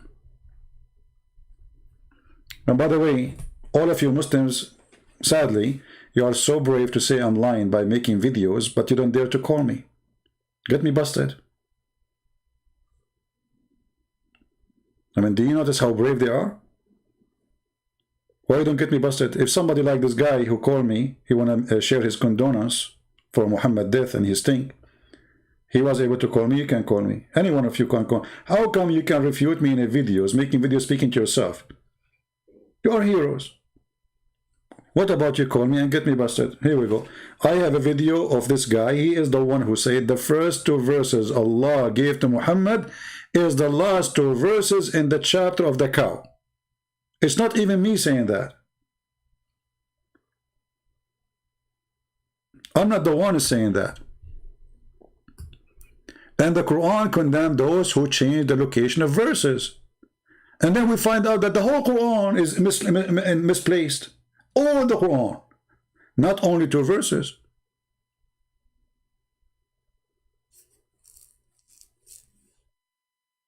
Any Muslim have an answer? Additional to crying and calling me names, liar, etc.? That's the best you can do? So when this guy, he said what he said, maybe he's trying. Oh, this is our friend Yasser Qadi. I like this guy. Actually, I wanted to make him an admin, but he didn't come to my chat, you know. Hold on, Yasser Qadi.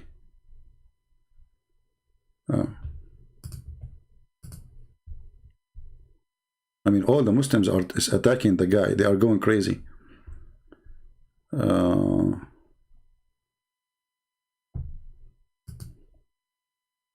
Standings of Ahruf and Qira'at cannot answer some of these pressing questions that are now being poked. And it's very clear to you and to every single... Hold on. It's not clear to them. What are you talking about? That's why they are calling you names, making fun of you. They are kafir. They are warning people about listening to you. Yesterday you were a scholar for them. Today you are a donkey for them. What are you talking about, man? Clear for them? Standings of Ahruf and Qira'at cannot answer some of these pressing questions that are now being poked.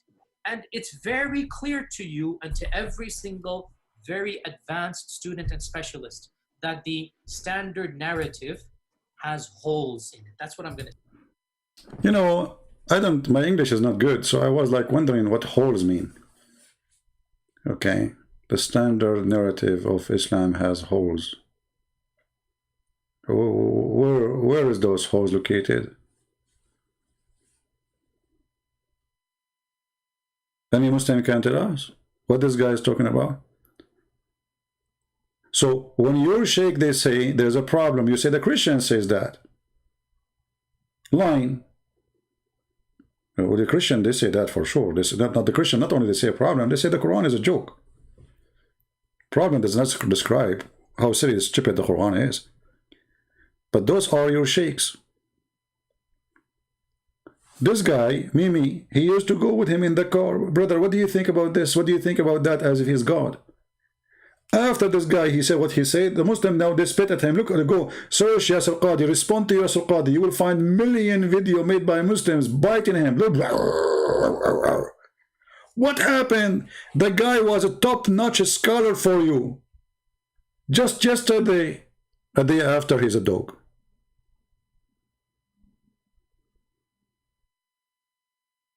Just because he said something is truthful. I encourage anybody who is really interested to go deep to take the class. I do this class. It'll be 1 year later. I had 100 students, by the way. Alhamdulillah, none of them. I was worried one of them. You have 100 students? Every day I have 1,000, 1,300, 1,400. What? Only 100 students? I feel sorry for you. I don't even tell the student that I'm coming live, and they come to, you know, and they bring their like popcorn, and you know, because we have an open classroom. Hey student, do you like your teacher? What do you think about this teacher? Be honest with me. Have you ever seen a teacher like this? Me myself, I never did. Holes in the hadith he is talking about. Okay, hold on, guys. This guy, he tried to fix it. He just poked the eyes of Muhammad. Hold on. I love it when the Muslim, by the way, try to okay, hold on. You know, Ahl Sunnah, why you don't call me my friend? Honestly, I will speak to you nicely. I promise, in front of everybody. As long as you are nice, I will speak to you nice. I promise. As long as you don't use bad language, you know, I will not, you know, humiliate you. Is that fair, guys? Call me, my friend, call me. Let's let people see your opinion. Ahl Sunnah saying, Christian Prince, holes in the hadith he is talking about. He mean there are hadith which cannot be relied upon. Well, is that true? Read carefully, my friend, listen carefully. He said the standard narrative. He did not even mention the word hadith. And then he mentioned the story of Ahraf. But Ahraf is Quran. And the hadith of Ahraf is very authentic. So the game of here we go. Is this hadith is authentic or not? So how we can complain about it? Is that Sahih? This is Sahih Muslim. This is Sahih. Do you see it? Huh? Sahih. So the hadith does not have a problem. All those are mutawatir and very authentic. So what do you mean the hadith has a problem? It's confirmed that your prophet here received 7 Quran. What he's saying is that studying the study about those 7 Quran is a garbage. Will make you suspect that Muhammad is a prophet. Listen carefully. He even said that the most trustworthy, the master of the Quran himself, he have a doubt about Islam. Listen carefully. Might problematize. Oh, this is a video of I thought this is a video of Yasir Qadhi, sorry. Okay. Where is Yasir Qadhi video? Hold on. We don't want it to be mixed with other people videos.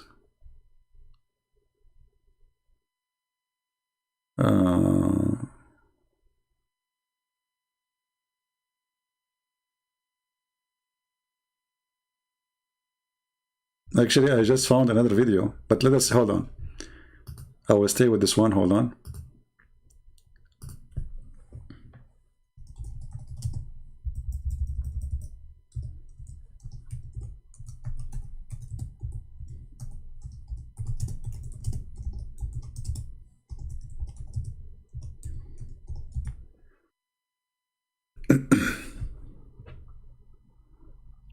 Okay.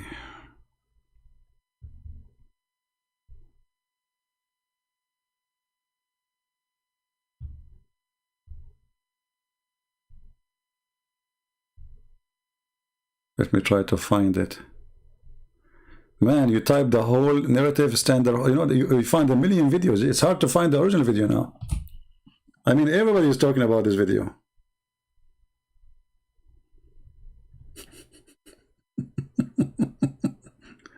Including this funny guy. Assalamu alaikum wa rahmatullahi wa barakatuh. And look, they are using Yasir Qadhi now for advertising. To donate, brother. You know, make donation, brother. Trust me, nobody will donate because of him now. His days is over. All right. Skip ads. Okay. Okay, hold on. Is back. The purpose of this library chat is to basically expose what I consider to be the very evil tactics of this group of people, and to also issue a very public clarification. So what's happened is Yasir Qadhi, as you may be familiar, made another video. It was a reply to Jay Smith, David Wood, and a few people who have been really going at Yasir Qadhi for the holes in the narrative. The issue of ahruf and preservation and qira'at and relation. Did you hear the word preservation? Did you hear the word preservation of the qira'at? Why you are lying, Ahlul Sunnah? Did he say, guys, the preservation of the reading, the qira'at, mean the reading of the Quran, which means the recitation of the Quran? This is not about the hadith.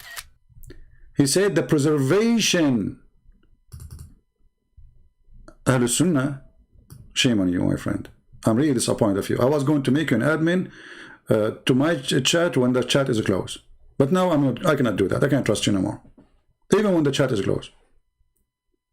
Did you hear him saying the problem of the preservation of the qira'at, not the hadith? What is the qira'at? The recitation of the Quran. I cannot make an admin now. But anyway, I think I have still one open in the chicken room outside in the backyard. I have chickens. The city allowed me to grow chickens. As long as they say Allah Takbir, Allahu Akbar every morning. Why you lie? I mean, the guy video is there. And you Muslims, you try to cover the poo-poo. Okay, cover the poo-poo, and now you step on it because you cover it. You cannot see it. Look what happened. You cover it like a cat. It gets covered, but it's there. You cover it, you don't cover it, it is there. So you try to cover it, and now we took a screenshot, not snapshot. I mean, my English is very funny. By the way, Oxford University, they contact me to teach English, honestly. And I told them, you know, I don't know, like, I'm busy really. And because they said to me, your English is unique, like the reading of the Quran. I said, what do you mean? The professor, by the way, is very famous. His name is Shakespeare. Yeah, he did not die. He's still alive. You know, Allah, he took him up to heaven. Yeah, and now he said, contact me. So he said, because your English is unique. I said, well, explain what are you saying? He said, your English have holes in the narrative. This is a new line of English. And they want me to come and teach in the university. Which name I said? Like the same prophet, you know, the prophet did not know how to repeat the lie twice. Did I say Uniford University or Oxford? I mean, it ended with Ford, you know, Ford cars, for something, you know. Anyway, so, you know, he told me Shakespeare, and by the way, Shakespeare is an Arab. That's why his real name is Shakespeare. I'm telling you, it's true. He's an Arab, he's an Arab, he's a Muslim. Shakespeare, okay? So he said, your English have holes in the narrative, and, you know, we want you to teach it to the British Italian Brazil, you know, in Honolulu. I said, okay, well, but where I'm going to teach it? He said to me, I just told you, like a British Italian Brazil in Honolulu. And since then, I'm looking for the location, by the way. I could not figure out which way, you know, but because the letter I received from Jibril, it's lost. You know, the goat ate it. Aisha said so. When Christian Prince, he died, and we preoccupied with his death, the goat, she came to his bedroom and she ate the paper which I received from Shakespeare. It's a true story. So look at this guy. Look at this joker. He is talking about that so-called hadith, Sahih hadith, not Sahih after all. Like, he's talking about the preservation of the reading. Why you lie? The preservation of the Quran. You said he did not say that. Stop lying. Don't change the topic. Can you do me a favor, please? Open Bukhari 249. Okay, I will do it. Okay, guys. In a second, I open it. He will say, I don't want it. This is what they do. You know, you Muslim, you practice a Scooby-Doo tactic with me. I'm telling you. You say to me, read this thing, and then we'll go read it, and then you will say to me, I don't want it, you know? Okay. I mean, why you do that to your prophet? Look, guys, what he gave me. He gave me a hadith. I was going to quote myself to prove to you that Muhammad is a fraud. Muslims, Christians, did I say to you, you remember, maybe 15 minutes ago, 20 minutes ago, I said Muhammad, he cannot repeat the same chapter twice correctly? Did I say that? You heard me, right? So Muhammad, he said it a week before or a day before, and then a day after or a week after he said it differently. And then when the Muslims, they ask him, but you said it differently. He claimed that Allah, he sent it to him in 7 ways. And now our friend here, he is the one. Be my witness. Be my witness. Let me take a screenshot. Hold on. Sunnah, I should charge you, by the way. You make my computer screen is full, man. Thank God that you are a guy, you know? I mean, if I'm married and my wife, she come to the screen and she see, let us say your name is Susi Sunnah. She will say, who is Sisi Susu? She will think like, okay, you know, I'm collecting your messages. But, so let us see. This is you saying what you said. In a minute from now, you will regret. And you will say to yourself, who is the fool who told him to put it in the screen? Do you want to make a challenge, Ahlul Sunnah? Hey people, do you want to make a challenge that this guy will regret in less than 60 seconds that he challenged me to put it and he asked me to do him a favor? Can you believe it? My friend, I should pay you for saying that to me. Let us get the hadith. And now he will cry and he will say, I don't mean it. I don't mean it. Okay. You just proved my point. This is the hadith you asked me for. This is Al-Bukhari. And this is the proof that Muhammad is a fraud. And let us study it. Narrated from Umar ibn al-Khattab saying, I heard Hisham ibn Hakim ibn Hazim blah blah blah recite the Surah Al-Furqan in a way different to that of mine. Listen carefully. So he heard the guy, he's a Muslim guy, both of them are Muslims. He heard the guy reciting the same verses of the Quran, but he said different words from the one he knew. Allah Messenger had taught it to me. So the guy is sure that this is how he learned it. In different way. Be careful. Different way. So I was about to quarrel with him. Almost want to kill him during the prayer.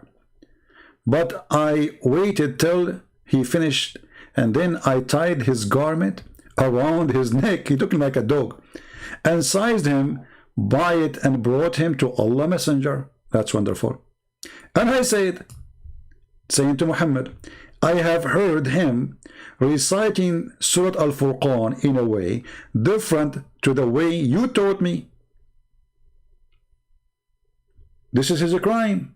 Okay, so now I have one surah, but we have two recitation, two different words, which mean totally different. The Prophet ordered me to release him, and he asked Hisham to recite it. He said, okay, Hisham, recite the verse for me. When he recited, Allah Apostle said, oh, it was revealed this way. What? Like what? Then he asked me to recite it. When I recited, he said, it was revealed this way. And now he just remembered to tell them, the Quran has been revealed to me in 7 different ways. Do you see it? When he got busted, shouldn't Muhammad, he says to them, hey guys, Allah today told me, I will give you 7 Quran? Muhammad never mentioned that he received 7 Quran until now. So he was receiving 7 Quran in different way, and he was not telling the Muslims such an important thing. And how they got him busted? 2 Muslims are fighting over the same chapter, let us say. He said words is not there. He's adding words, taking words off. He took him to Muhammad. Muhammad, he knew that he said this to that, and he said this to that. So he cannot deny it. How he can solve it? He decided to say that he received 7 Quran. Right? Okay, hold on. Guys.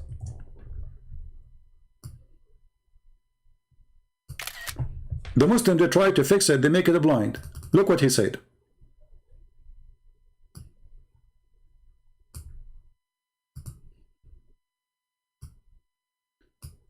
Now this is hadith, say that Umar was not aware of the 7 ahraf.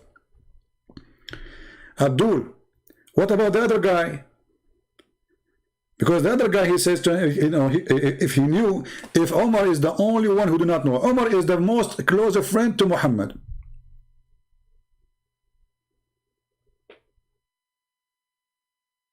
And now you are saying to me, after 15 years, and still Muhammad, the friend, the most close person to Muhammad, he do not know that Allah, he revealed the Quran in 7 ways? Who else knows? Nobody. Because the guy too, he did not say to him, oh, you do not know the Prophet, he said, here it's revealed to him in 7 ways. You see, the guy who Umar almost killed him, he did not say, hold on. Don't you know that the Prophet, he received it in 7 ways? Both of them didn't know.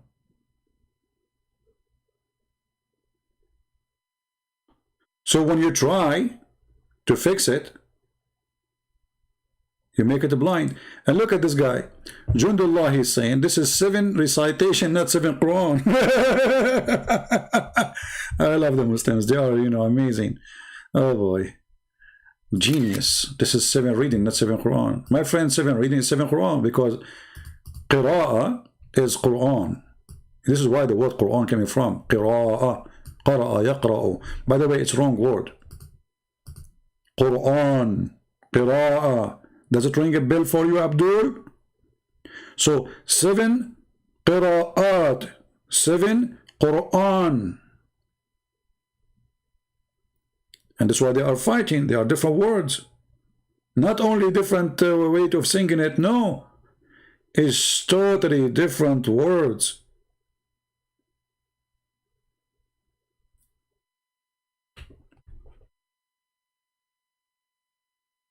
And this is what Yasir Qadi is saying. The preservation of the qira'at. Preservation. Was the Quran preserved? Because if Allah, he gave him 7 ways, and Muhammad, he claimed that this is the only way for the Muslim to practice Islam, and then we find that the preservation of those ways are gone. Where are they? So when Yasir Qadi, he said that the preservation of those verses have problem. They are not preserved. It's a lie.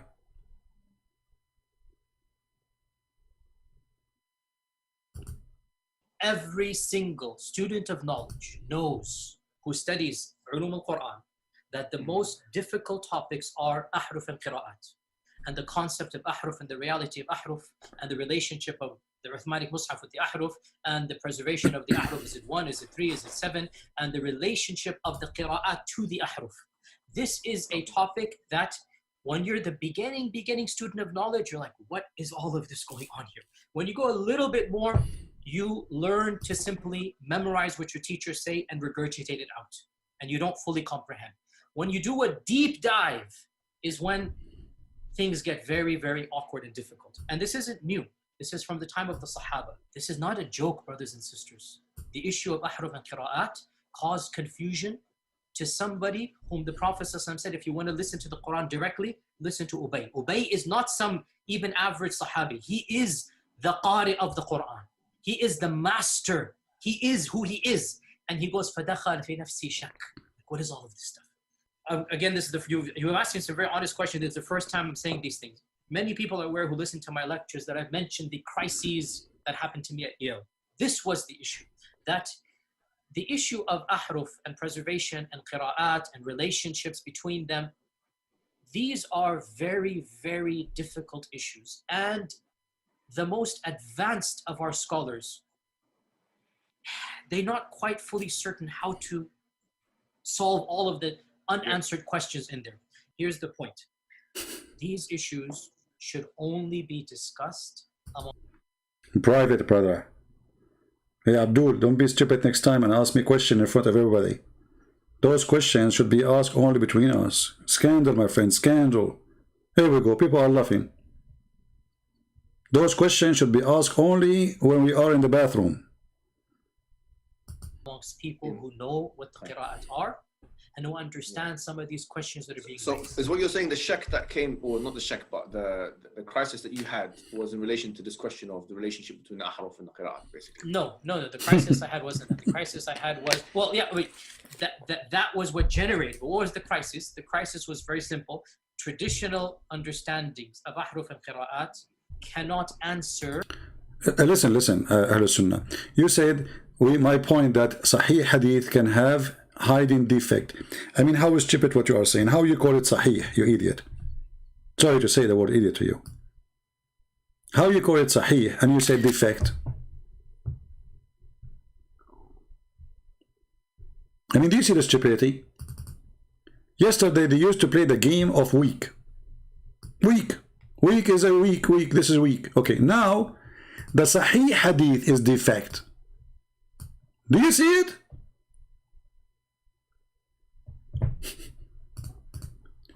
But Jesus called it Sahih, which means authentic.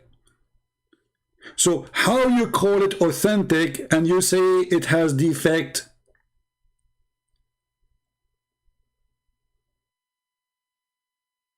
Is it authentic and defect in the same time?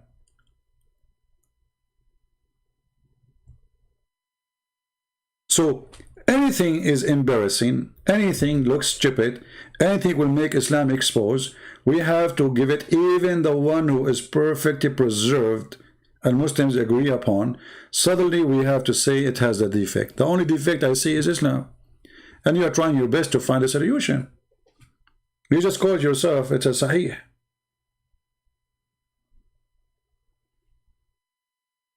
Okay, let us make a challenge for you. In the front of everybody.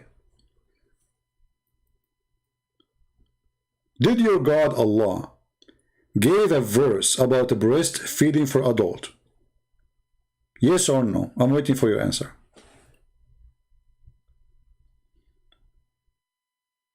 Did Allah give a revelation to Muhammad about a Muslim woman, she can give her boobs to a strange adult man? Yes or no? Huh? The classification of the hadith are done by fallible human? I mean, look at this excuses. But this is mean all of Islam is done by those people too. Because the Quran is collected by the same human too. Those who they deliver the hadith for you is the one who delivered the Quran. The Quran is a hadith. Look at the stupid answer. Well, isn't Muhammad a human too? Isn't Uthman a human? Isn't it Umar as a human? Isn't it Hafs who recite the Quran for you as a human? Isn't it Bukhari as a human? Do you have a book written by the hand of Allah? Do you? So how you say we believe in every single word in the Quran when the Quran is collected, recited, written by the hands of a human and they have nothing to do with Muhammad? You don't have the Quran of Muhammad, do you? So they are a human when you want and they are gods when you want. Hypocrisy.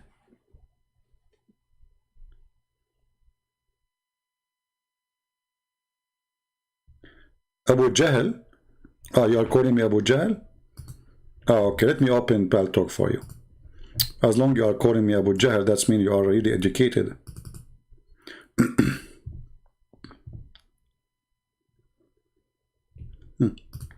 Okay, Abu Jahl, text me, please. Mr. What his name? What his name?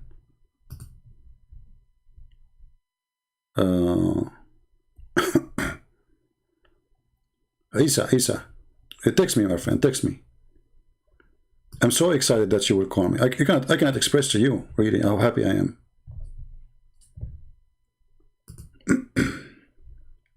Okay, here's Isa. Okay. I hope it's not the same guy who... You know that I'm going to know it from memory and you're going to... What is that? Is that a goat? What happened? Hey, Abdul, don't shout and scream. If you are a kid, I understand. I will call you one more time. You insult me before, you call me name. No, bro. I will see if I can deal with the human. I will try my best to give you a chance to talk like a human. Don't scream, don't go crazy, don't insult. I can insult your prophet. Don't bring insult to your prophet, please. If you really respect your prophet, speak with respect. So you don't force me to insult your prophet. So I will call you one more time. Is that fair, guys? Don't use a bad language. Don't shout, don't scream, don't call names. Otherwise, I'm warning you. I will return whatever you say to me to your prophet, not to you. Let us give you a chance.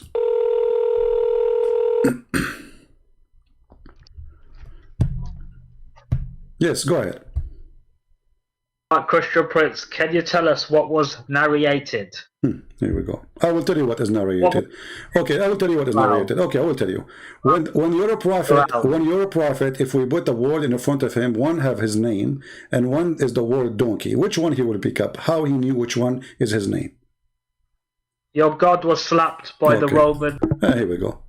Well, I can show you now that your prophet was slapped and they took off his clothes and they tortured him when he went to the city of At-Taif.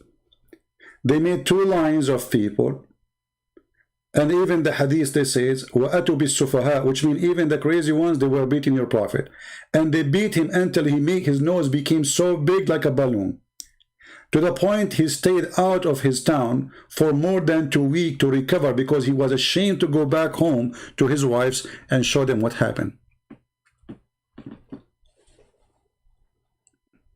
Potato. Coward people. You bring an insult to your prophet. I can right now put the story and everybody will laugh at your prophet. Isn't it your prophet who says that Allah, you Muslim, you say that Jesus, Allah will not let anyone humiliate him? Okay, wonderful. How come Muhammad was beaten to the point his legs cannot walk on them? His teeth is broken. He did not even go to his hometown for a while, so nobody will see what the people of At-Taif did. And then he told his friends, don't tell anyone what happened, because he was afraid people will laugh at him. Try to hide it. Do you want to show the reference? Okay. Don't go now. I will speak to you soon, inshallah. Okay, Ahlul Sunnah, I'm waiting for you. I'm waiting for you, my friend. Be the man. I challenge you. Let us see who is going to keep his words. So, the preservation of the Quran, obviously, is not exist. And by the way, for me, I don't care if the Quran preserved or not. Actually, it's not for my benefit to say the Quran is not preserved, because then the Muslim, they will say to me, okay, we agree the Quran not preserved. That's mean any stupid things in the Quran, the Muslim, they can say to us as an excuse, say, oh, somebody was there. This is not Allah. And actually I witnessed, but this was a few times, where Muslims, they call me and they say, obviously this is not Allah saying that, so he will not leave Islam even though we showed him how stupid the Quran is. He said, there's somebody put it there. This is not from Allah, no way. And sooner or later, they will start saying that. And actually, Yasir Qadi is saying that. Even the Mimi, he told him, if we give you a blank Mus'haf, are you going to write the same thing? He said, I cannot answer that. He said it clearly. If we give you a blank pages to write the Quran, are you going to write the same exact Quran? He said, I cannot answer that. Listen carefully. Some of these pressing questions that are now being poked by our people outside of, by our academics, not our, by their academics outside of the faith tradition. You see, in a Muslim environment, there's always some respect that we have for the Quran. We should. In a Muslim environment, we'll press a little bit and then we'll say, okay, khalas, sami'na wa ata'na. And that's great, alhamdulillah. When you go to academia, they don't have that red line, and they're gonna just, you know, the famous story of the emperor with no clothes. They're gonna just point out, no, that doesn't make any sense. Well, that's not true, and this and that, and they'll bring issues which I'm not going to mention explicitly that you know are true because they're in your own books. They're not inventing anything new. They'll bring you riwayat and they'll bring you athar, and then you add to that very well-known issues of, I don't even want to be explicit. And then you bring on top of that makhtutat, and then, and it's very clear to you and to every single very advanced student and specialist that the standard narrative has holes in it. That's what I'm going to say. The standard narrative does not answer some very pressing questions. These are now well known within the Western Academy, that they're bringing forth issues. Their level of now knowledge is leaps and bounds above what it used to be, 100 years ago. What is happening in the last few years is not me anymore. It's the Western academics. These problems are now becoming mainstream. And by and large, our ulama in the Eastern world are not aware, by and large, of what's going on in the Western side of things. And they're not answering those questions in a manner that it needs to be answered. All right. Now, one of you is asking a question about Muawiyah. One of the great challenges in Okay, hold on. About Muawiyah. Every single. Where Muawiyah, he says, who is the one who was writing the Wahi? And yes, this is true. Actually, if you go in the book of Ibn Kathir, volume number 8, you will find such a statement where he said, go to Muawiyah, and he was the one who was writing the Wahi. But let me see if I can find it. I don't remember which page, but I think it was like 100 something, Ibn Kathir. But I was sure it was volume number 8.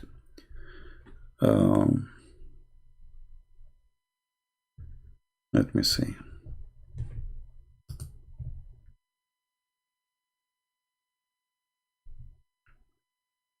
Okay. The book of Al-Bidayah and Al-Nihaya, page number 4921.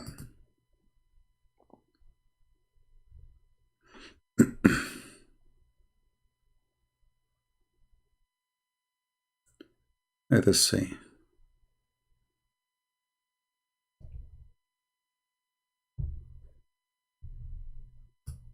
Yeah, here we go. This is the book of Al-Bidayah and Al-Nihaya. This is a copy, a picture of it. Page number 645. And it says clearly, اذهب فدعي لي معاوية وكان يكتب الوحي.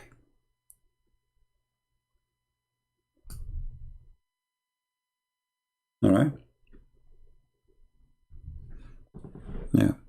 I don't know. This is what you are talking about. The question who asked me. I hope so.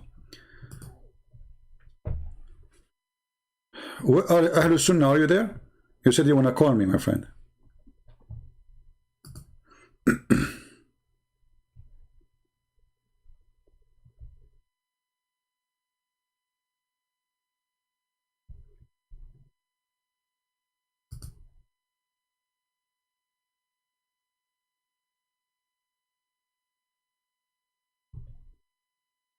There is a Muslim lady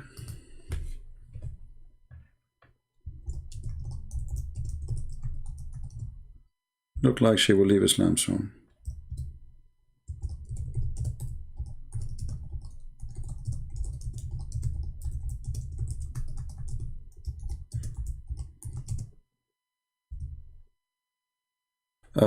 She is saying, I am confused as how Arabic speaking scholar are you okay with verse chapter 37 verse 125. I use Google translation as I don't speak Arabic, but I clearly mean the creators.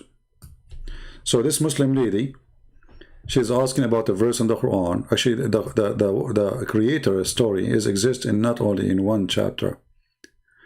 So she's saying how the Muslim scholar can solve this problem. What is the problem? Allah, he says, he is the best of the creators. But how that can be? How someone, he is the only creator, supposedly, he say he is the best of the creators. Chapter 37, verse 125, saying that. And there is other verse in the Quran saying the same thing, which is chapter 23, verse number 14. So she is not online right now. She is sending me a message. I told her to listen to the video. I will answer you. This is additional proof that Muhammad is a fraud. Why Muhammad he have such a sentence? If you go and read the interpretation, you will find that there was a writer who is the brother of Uthman ibn Affan, Abdullah ibn Sarh. He was the inscribe of the Quran for Muhammad. So when Muhammad he said the following, and you can find that in the interpretation of chapter 23 verse number 14, and we have made the sperm into a congealed blood, which is stupid to say again. additional proof that Muhammad is a fraud, because his sperm does not change to congeal dead blood. Dead blood is dead blood. Muhammad in the Quran claimed that sperm transformed into dead blood, and then dead blood became a baby. You can read yourself. And then at the end he says, and Allah is the best of the creators, not to create. This is a lie. See, translation is false. So what she is saying, how the Islamic scholars can explain that, even the Muslim scholars agree that the story behind this, that there's a guy who was the inscribe of Muhammad. When Muhammad was reading, or let us say he is reciting this verse to this man, he caught this part until he arrived here. And then he says, and we brought it forth as another creation. The Muslim inscribed for Muhammad, he said, not Muhammad, he said, so blessed be Allah, the best of the creators. The sentence says by who? Sent by the inscribed. Muhammad, he said to him, put it there. And I challenge any Muslim to say I'm lying. I can show you the reference right now. The guy, he said, even the interpretation explained that the person who was expressing how amazed he is, he liked what Muhammad said. So he said, so blessed be Allah, the best of the creators. Muhammad said to him, put it there. But the guy, he said to Muhammad, but I am the one who said that. Muhammad, he said to him, it was inspired to me too. Then the guy, he said to himself, if Muhammad was inspired and he's a prophet, well, I am inspired too. And he left Islam. And I challenge any Muslim to say I'm lying. Ahlul Sunnah, are you there?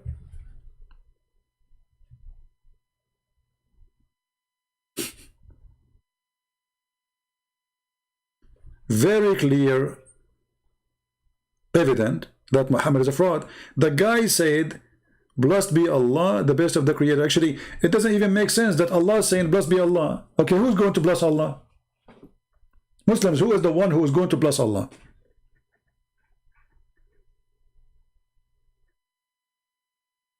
Human are creators? No, human are not creators. You cannot create anything. The Quran does get you busted. The Quran says it clearly that the creation is about the creation of soul, to give a soul, to give it a life. This is why the Quran says, are you going to worship somebody he cannot even worship, cannot even create a fly?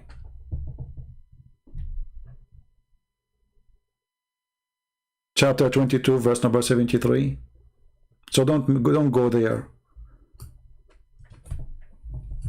And remember, the verse we are talking about is about creating children's, creating a human being. So don't go there. In religion mean, creation is about giving life to a soul, to a flesh. So Allah, he fashioned Adam, he made him look like a man, as a statue. He was made from a clay, and then he breathed into him, and then he became alive. So the Quran is saying, are you going to worship beside Allah someone who cannot even create even a fly? So the creation is to create a fly if you can. Liar. And here you ask yourself, based on this verse, Jesus is God, because the Quran says that Jesus, he made it from the mud, the clay, in the image of a bird, and then he breathed into it.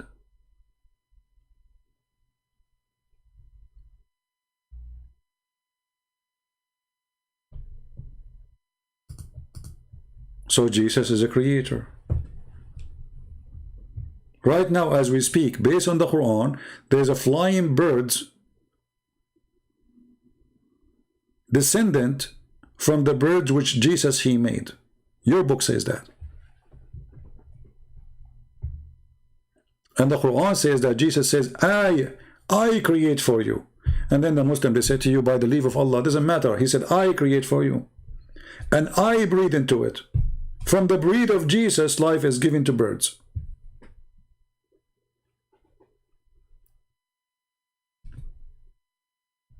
And then the other question we need to ask, why the Muslim would lie and say the guy he said that Allah is the best of the creators? Why the Muslim they want to fabricate such a thing? Do you think Muslims they will say that? They will fabricate a story like this? They are Muslims. Muslims saying the guy he left Islam because he said that verse and Muhammad told him add it there.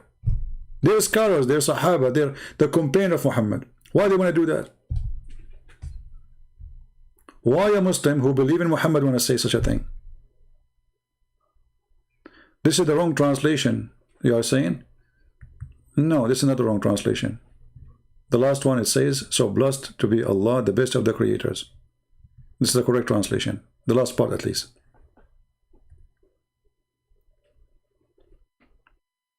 The Arabic in front of me, I don't care even for translation. Translation is for the one who don't speak the language. This is my first language. فكسونا العظام لحما ثم أنشأناه خلقا آخر فتبارك الله أحسن الخالقين. تبارك الله أحسن الخالقين. خالقين, creators, the best of the creators. And here you notice, let us say for the sake of argument, it was Allah who said that. How Allah he compare himself to be the best? Do you compare between yourself and a mosquito?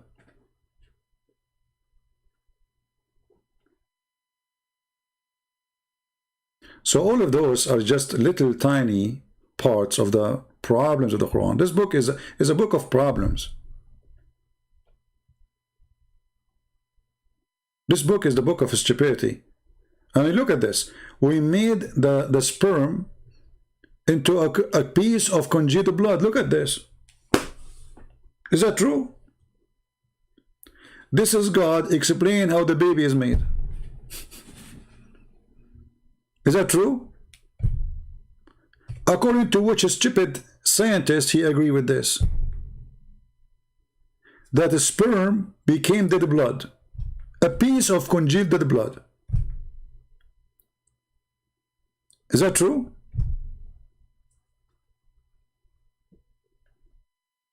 What a crazy religion.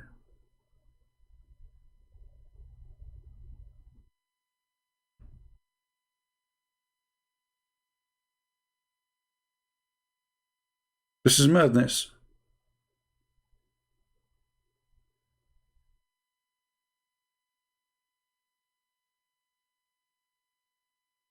And then the Muslims, they try to find something Muhammad, he cannot do anything. Jesus, he created from the mother bird. Jesus, he made the blind see. Jesus, he did what he did. Amazing things. Jesus is alive. Jesus himself, his birth is a miracle. He is a miracle. The Muslims, they try to find a miracle for their prophet. So what they do? If I show you, you will not believe. You will die laughing.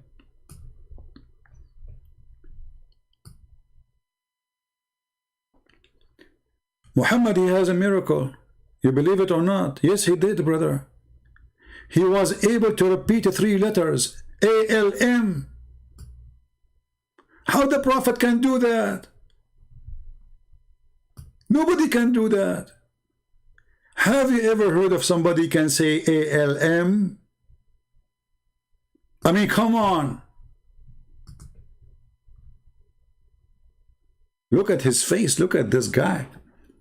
Do you see how his eyes is open? He could not believe it. The prophet saying A-L-M. Nobody can do that. I mean, I cannot do it, can you? Let us be honest.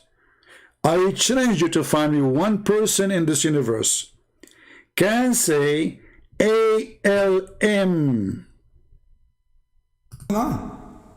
He has no clue what this is yet. Jibreel first came. Even the messenger had to accept Islam.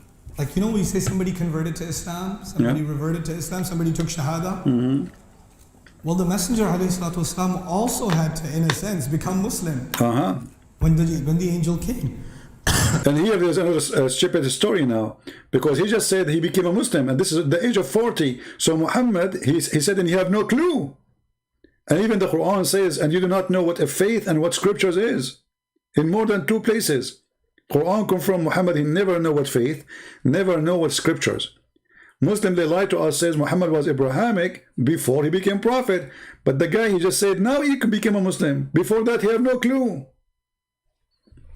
He was lost. And that moment was a big moment. When the angel came, he has no idea what's going on. No idea. He has no clue Look at what those this eyes. is yet. Look at those eyes. And he's being shaken and he's being told, Iqra, read. I mean, come on. I mean, he was shaking and read. I mean, the story alone is the most stupid story. Why the angel was shaking him? What for? I mean, what's wrong with this violent angel? Okay, the guy, why he didn't say, hey, hello, Muhammad, how are you? Assalamu alaikum. There's no assalamu alaikum. Did you notice that this is missing? When the angels came to Mary, they said to her, Shalom to you, Mary. Blessed are you between the women. This is a prayer. We hear the Catholic repeating it, right? But this is from the Bible. This is recitation for the verses from the Bible. When the angels came to her, they said to her, Shalom to you, Mary. Okay. Why the angels, they came to Muhammad and he is extremely violent, and he didn't say to him, Shalom to you? What happened? The Muslims, they claim that this is the most important greeting in Islam. Because at the moment, Muhammad, he did not live between the Jews. He did not learn how important this Shalom. Later he adopted. So the angel came to him, he started shaking him, breaking him, squeezing him, and no, my unit is coming. And he said to him, read. And here, this is another stupid thing. How the angel said to him, read, if he did not give him a book? What happened to the guy, Ahlul Sunnah? He said he will call me.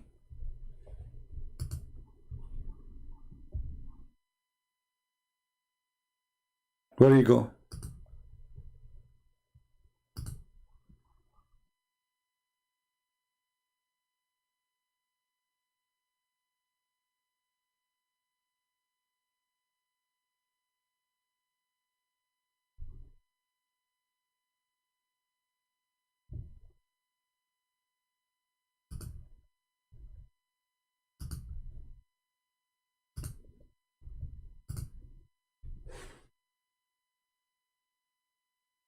Any Muslim? What for? What is the story for? It's stupid. But now we have to show you an amazing miracle of the Prophet. Nobody can do that. We have to be honest. We Christians, we have to be honest. Muhammad is amazing. Look at this. Look what happened now. Read. He has no idea what's going on. Ma ana biqari. This is an incredible scene. And when Rasulullah ﷺ goes up to meet with Allah, Allah reminds him of that scene.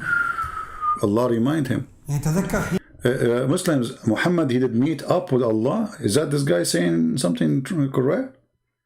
Do you Muslim claim that Muhammad, he met with Allah? Are you sure? Muhammad, he met with Allah. Isn't it Aisha, she said, the one who claimed that the Prophet, he saw his Lord, is a liar? So what do you mean he met with Allah?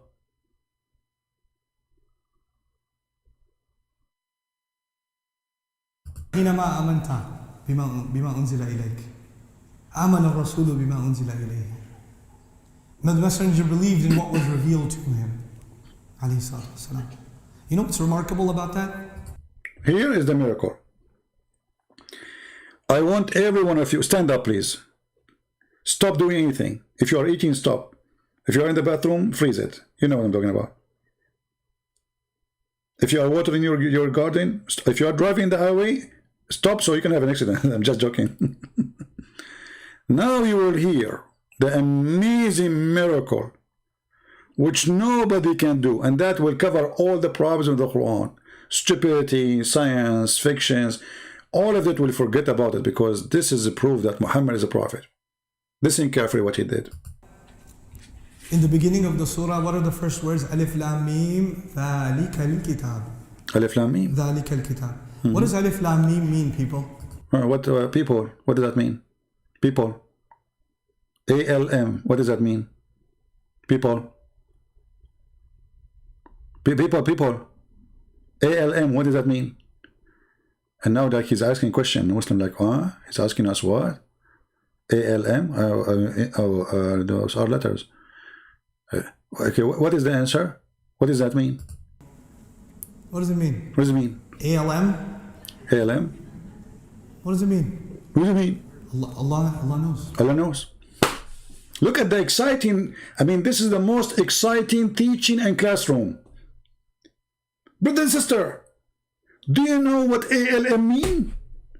Who knows what ALM mean? You in the corner, do you know what ALM mean? No, sir, I don't know. You, the one who's taking your booger from your nose. Sir, all the class is doing that, not only me. I know, including you. I'm a teacher, I can do it, okay? So now, do you know what ALM mean? Oh, no. Okay, well, nobody knows what it means. Save Allah. What? So what are you asking them? This is an incredible scene. And when Rasulullah ﷺ goes up to meet with Allah, Allah reminds him of that scene. تذكر حينما آمنت بما أنزل إليك آمن الرسول بما أنزل إليه. The messenger believed in what was revealed to him. You know what's remarkable about that? Yeah, what is it? In the beginning of the surah, what are the first words? Alif Lam Mim ذَلِكَ الْكِتَابِ ذَلِكَ الْكِتَابِ. What does Alif Lam Mim mean, people? I don't know. What does it mean? I don't know. Let me get some boogers. What does it mean? Boogers? Allah knows. Allah knows. We don't know. You don't know. You know why that's important? Yeah, it's important. For many reasons. One of the reasons is that before you study the Quran, the first thing you need to know is that you don't know anything. Before you study the Quran, the first thing you need to know that you know nothing. And after you study it, you know nothing. It's a booger day. So you are telling us, let us study the Quran. And after we study it, you have to know that after studying the Quran, you know nothing. So what this classroom is about? To teach us that you know nothing and we know nothing, and Allah knows best. So the first ayah tells you what you're worth. That's it. You know, لا علم لنا إلا ما علمتنا. We know nothing except what you told us. That's Islam. And if you don't have that attitude, you cannot understand the rest of the Quran. That's it. You have to have the attitude of a donkey. He just said we do not know. How you can understand that? You just said we do not know what it's mean. And then you say if you don't have such an attitude, or if you have such an attitude, you cannot understand the Quran. But you just said you didn't understand the Quran. What's wrong with those people? But now tell us about the miracle. I'm so excited. Forget it. But understand this, did the Prophet ﷺ, did he know how to read? No. We have an idiot as a teacher. I went to Oxford University and they have the Prophet was teaching and he gave them a resume, have nothing in it. The first thing in the resume is empty. The second line is empty. They told him, okay, what about you put your name? He said, I don't know how to write it. And this is why they gave him the job as the dean of the university.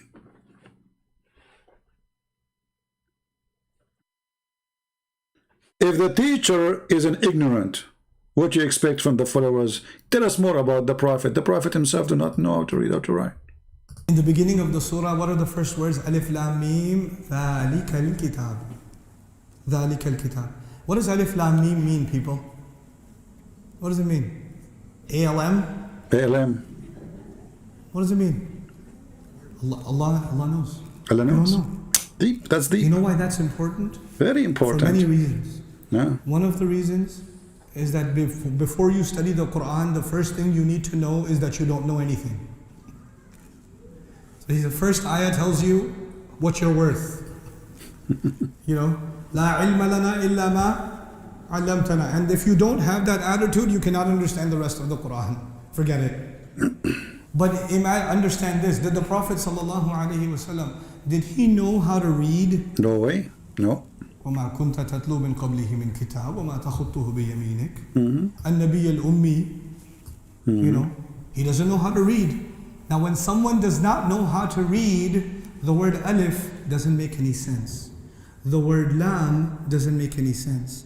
The word meme doesn't make any sense. Hold on, stupid idiot donkey. You just said it doesn't make sense to you too. A second ago, you said, do we know what this is mean? So all of you Muslims, 1 billion and something, you do not know what it means. So now it's only Muhammad doesn't make sense to him. You just said we do not know what it does mean. Do you know how to write, how to read? I mean, do you see the stupidity and the logic? Suddenly it's only doesn't make sense to Muhammad. But you just said you yourself you don't know. And all the Muslims do not know. Shushu and Dudu and Tutu and Cuckoo. All of you do not know. When you are, brother, when you are illiterate, you know, to see that they want to make him his Hercules. Muhammad is Hercules and he's wearing like his legs is showing. I don't know why all the movies of the Roman are wearing nothing. It's like they in the movie. Are you sure that the Roman they used to live in Europe, not in like I mean like in the Caribbean islands, Honolulu.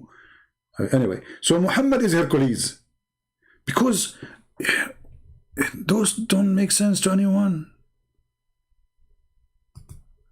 Someone he don't speak language, brother.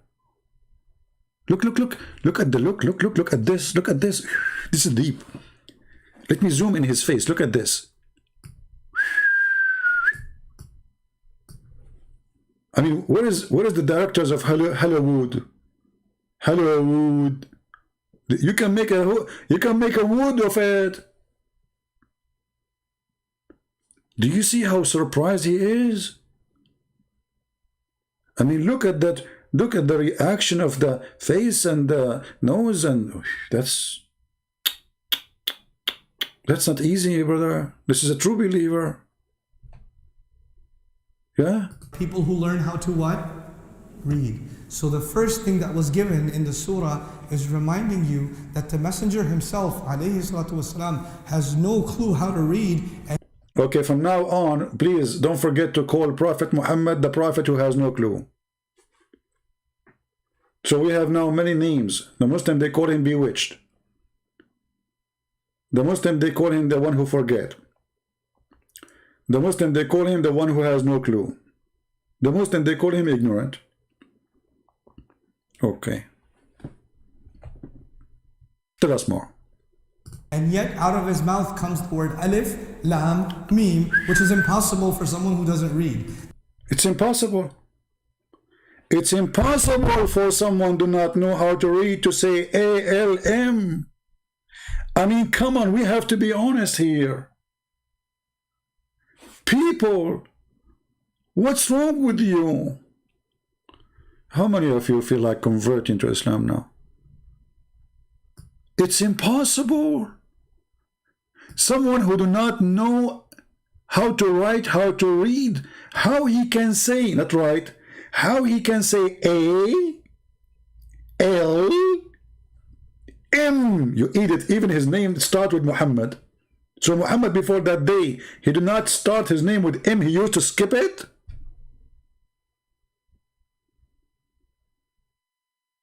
Huh? Hey Muhammad, what's your name?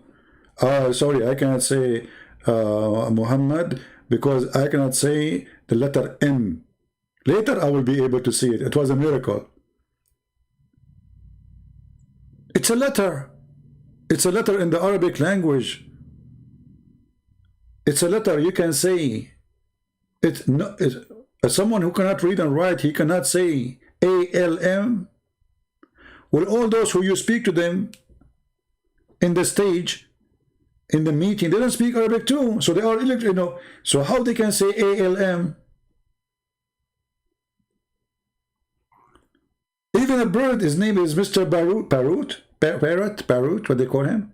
He can say ALM, he must be a prophet. Brother and sister, we just discovered that Mr. Parrot is a prophet because he can say, and he do not know how to write, how to read. He's not even a human. How he can do that? This is only a prophet of God can do that. We have to be honest. From now on, if especially if you live in Malaysia or in Indonesia, I mean, you have those birds all over. Those are prophets. Because how they can say, get the bird and tell him A, he will say A, L, L, M, M. Subhanallah. He must be inspired by Allah, because he too do not know how to write, how to read. How he can repeat this? This is, we have to be honest, this is impossible. This is beyond impossible. And if you don't have that attitude, you cannot understand the rest of the Quran. Forget it. But understand this, did the Prophet ﷺ, did he know how to read? No. Shake your head, shake your head. Shake. Yeah. You know, tell us more. He doesn't know how to read. You don't know. Now, when someone does not know how to read, the word alif doesn't make any sense. Doesn't make any sense. The word lam doesn't make any sense. Doesn't make any sense. The word meme doesn't make any sense.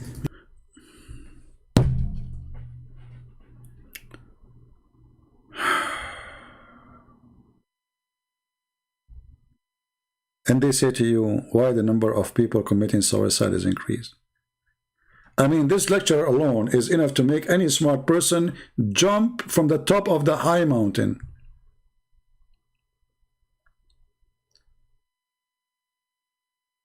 Letter A, for someone to not know how to read, does not make sense. It's a letter, you idiot. What's wrong with you? It doesn't make sense. I mean, it's a letter. I mean, since when a letter alone will make sense? I mean, who is the stupid here? Let me jump. I want to jump. Let me open the window. Hold on. Yeah, I'm going. You know, I cannot take it no more. Okay, no, don't hold me. No, please. I'm jumping. Just leave. I was going to jump, but Jibril is just in front of my window. He put his foot in front of me. He said, "You cannot." You know, I hear him. I hear him. By the way, you know, honestly, I hear him. I know that most of you don't believe me, but I'm telling you, I hear him. He just gave me inspiration, you know. Yeah, I heard like a sound, you know, like the prophet, the same as the prophet he used to receive. You know, he received a sound of a bell. So like he gave me a, you know, a Quran. I mean, even okay, the Quran, he do not know what ALM mean. But Muhammad, he said he received Quran in the sound of a bell. So how the sound of the bell became ALM in Arabic? Any Muslim can help us? If we go in the hadith, it says the following.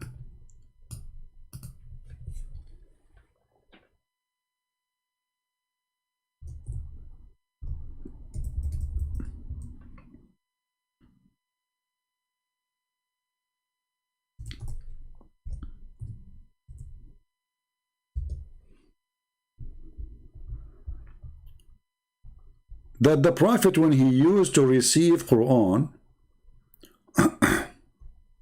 this is the hadith. Read carefully. Ibn Hashim or Hisham, he asked the Prophet, how does the divine inspiration come to you? He replied, in all those ways, or these ways. The angels sometimes come to me with the voice which resembles the sound of a ring of a bell.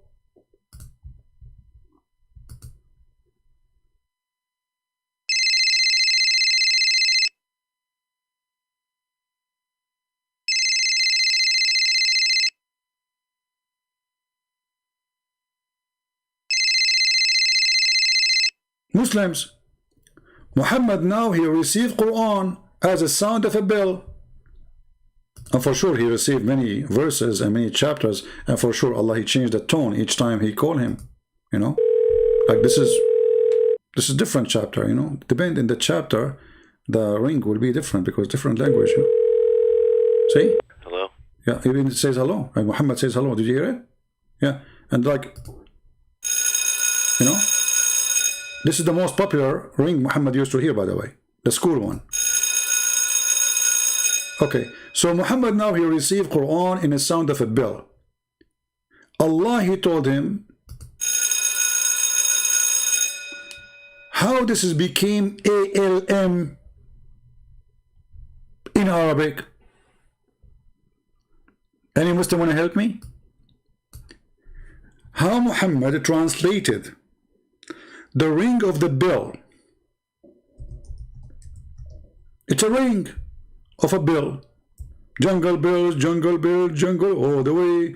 Muhammad crazy, Muhammad crazy, Muhammad. So Muhammad, he received a sound of a bell.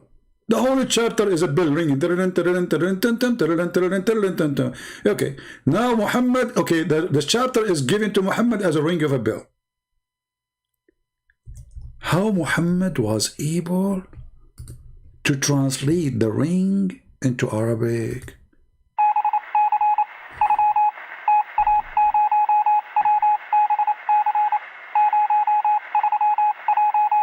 That's astonishing, brother. We just discovered that more signals was exist by Prophet Muhammad and Allah. He gave him a ring. He go to his room and he start like, okay, now we will translate.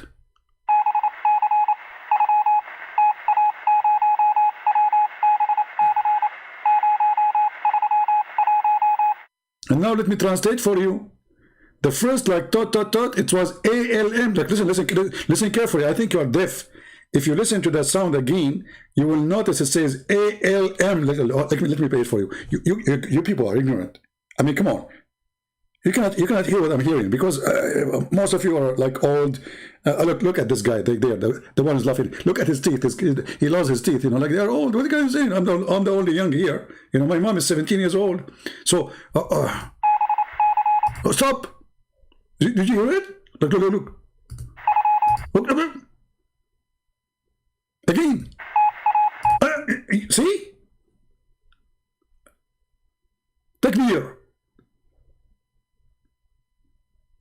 I mean, we have to stop here.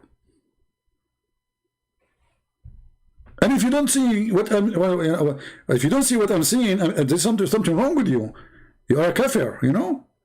You are a kafir and you are, you know, come on. Hypocrite. It's clear like that the light of the sun. You know, when your mother-in-law is not there, you know, because usually you do not see the light of the sun if she's there, you know. We have to be realistic here. So it's so clear. So the Prophet, he received a ring as a message from Allah. And then the miracle, he told us what Allah he said in Arabic. How the Prophet can do that? Yasser Qadi can explain no. This guy can explain yes. Because this is very high scholarship deal. You know, we cannot ignore the fact here. Because these are letters of the alphabet.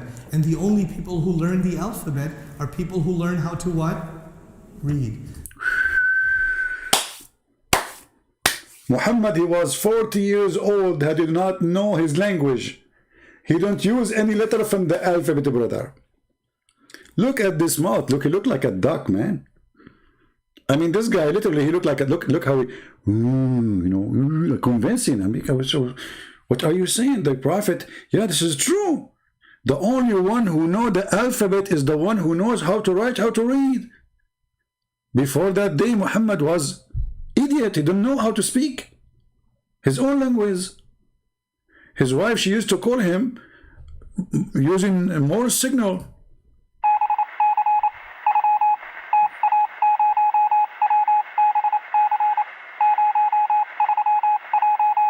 Okay, this translation, Khadija, she was saying to him, did you wash the dishes, idiot? I mean, all those Muslims are listening to this donkey. Nobody says to him, come on, man, what are you talking about? I mean, come on. Okay, we are Muslims, we believe Muhammad is a great man, blah, blah, blah, blah. But this is, are you making a mockery of him? This is a mockery.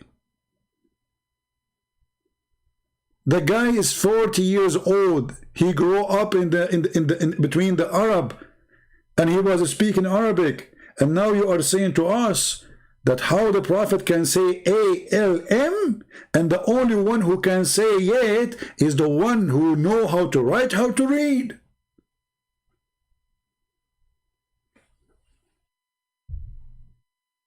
That's deep.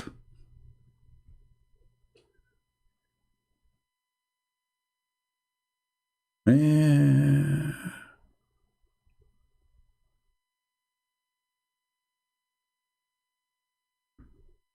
I hope that's not many of you are going to convert to Islam under the influence of such a miracle. While Jesus was making the dead alive, and the blind see, and the one who cannot walk, walk, and the one who is sick just by touching his clothes, he is healed. And he let the person who is in the grave come from the grave, and he is in heaven, and he is born with no father. Muhammad was struggling, brother. He was saying ALM. Do you guys understand how amazing this story is?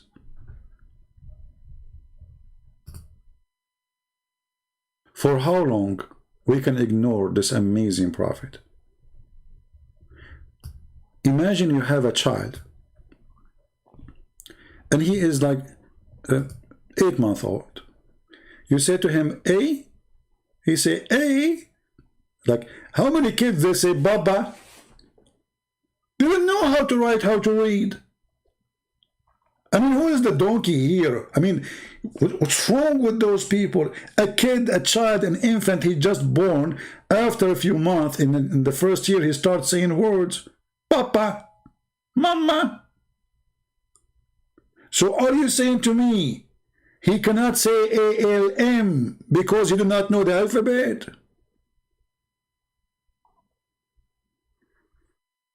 Have you read? Have you have respect? You like to laugh at your Bible? Habib, you know, Muslims, you insult us. You say the Bible is corrupt. You insult Jesus. You make fun of us. You call us pigs. You call us monkeys. The Quran calls us kuffar, najis, filthy. We are worse of an animal. And you are talking about respect? Look who's talking. Isn't it your prophet? He says the one. Did you see the Egyptian in Egypt, the Muslims? They are moving the what they call it, the mummies, and they make a big celebration. According to your prophet, all those Muslims, Egyptian, we should say to them, go and bite the penis of your father. Do you want to show you the hadith? Your prophet said, the one who is proud about his inheritance before Islam, say to him, go and bite the penis of your father. And you are talking about speaking with respect. Look who is talking. Seriously, I find that the Muslims playing victims are the most amazing hypocrite ever. Not only you make fun of us, you insult us, you kill us. Just last week, you attack a church in Indonesia. Just today, you attack a church in Nigeria. Just today, you attack a church in Guinea. And you're talking about insult. So when we expose the stupidity of your prophet, you get upset. But you call us pigs, monkeys, filthy, najis. You have a sign in the highway say, no Jews, no Christians, Muslims only. And the Muslim, they say to you, do you know what the white man was doing in South Africa? They have a buses only for the white people. Hypocrite liars. Disgusting religion. They play victims when you expose their cult. Muslims only. They say to you they are discriminating the Muslims in China, which is a lie. You Muslim, you just signed tens of agreements in the last month with the Chinese. The Saudi, they signed the biggest agreement in their history with the Chinese just in the last month. The Iranian, they signed the biggest ever agreement just a few days ago with the Chinese. So how the Chinese are torturing Muslims and you Muslims sign agreement with them? You have signs in the highway say Muslims only? Why human being is dogs? We cannot walk in the same street. Oh, I forgot. Muslim, they believe they are supremacist, the white Arab supremacist, and the rest are dogs. This is why the hadith says that Allah in the Quran in chapter 3 verse number 110 said, you are the best of mankind. When they ask Muhammad what the best of mankind mean, what they do? He says the best of mankind are the Muslims who go and bring those who don't believe in Allah with the chains around their necks until they embrace Islam.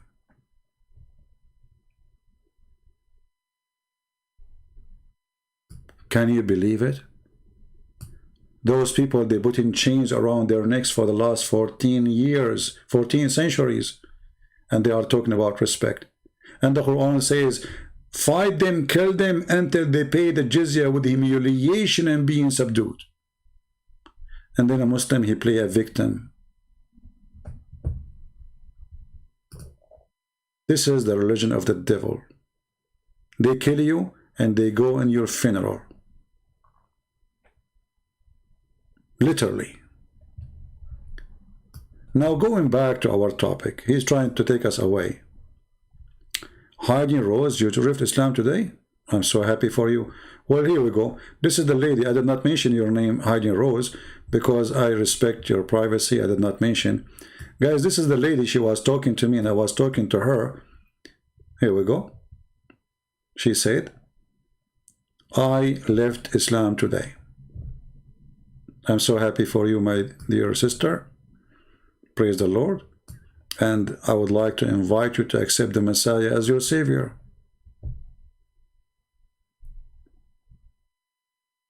I invite you to accept the Messiah as your Savior.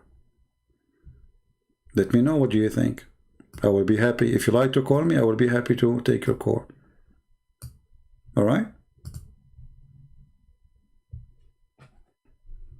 I will be happy to hear that you decide to follow the living Lord, the Messiah. Yeah, she was asking me questions and I was answering her. And now she decided to leave the cult of Islam. I'm so happy for you. But if you like to call me, just let me know. You know, it's up to you. Maybe you don't like to use a voice. It's up to you. Anyway. By the way, do you remember the guy who left Islam and his, I spoke to him and his sister, remember? I told him to accept Jesus, and then he was a little bit rude with me. He said, I don't want to leave the stupid Islam to follow another stupid religion. So his word was somehow rude to me. But I hold myself, I did not say to him, Christianity is not stupid, you are being stupid, because I understand, how he feels. He was really so disappointed, and he felt like he'd been beaten. He's all his life praying to this God, and now he decided to leave Islam. He contacted me. His sister, she contacted me. The two sisters, he have two sisters. They became Christians. They contacted me, and they said to me, "This is a message from him," even though they are the one who's typing it. They said, "Next week he's going to go to the church, and he's going to get baptized. He already accepted Jesus."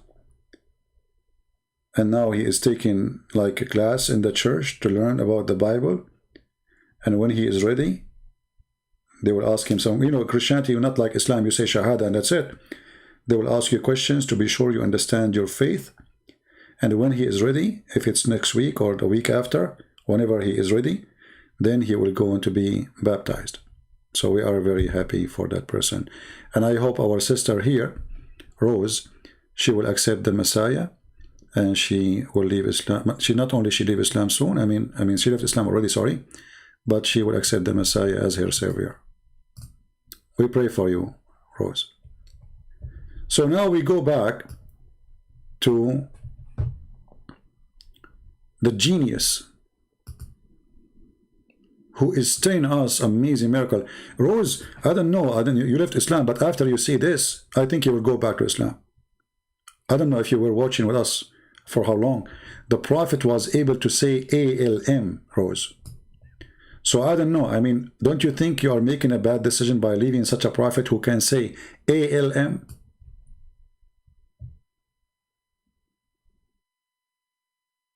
If I am you, I will go back to Islam. I mean, how the prophet who do not know how to speak Arabic, I mean, how to write Arabic, he was able to repeat ALM. That is astonishing.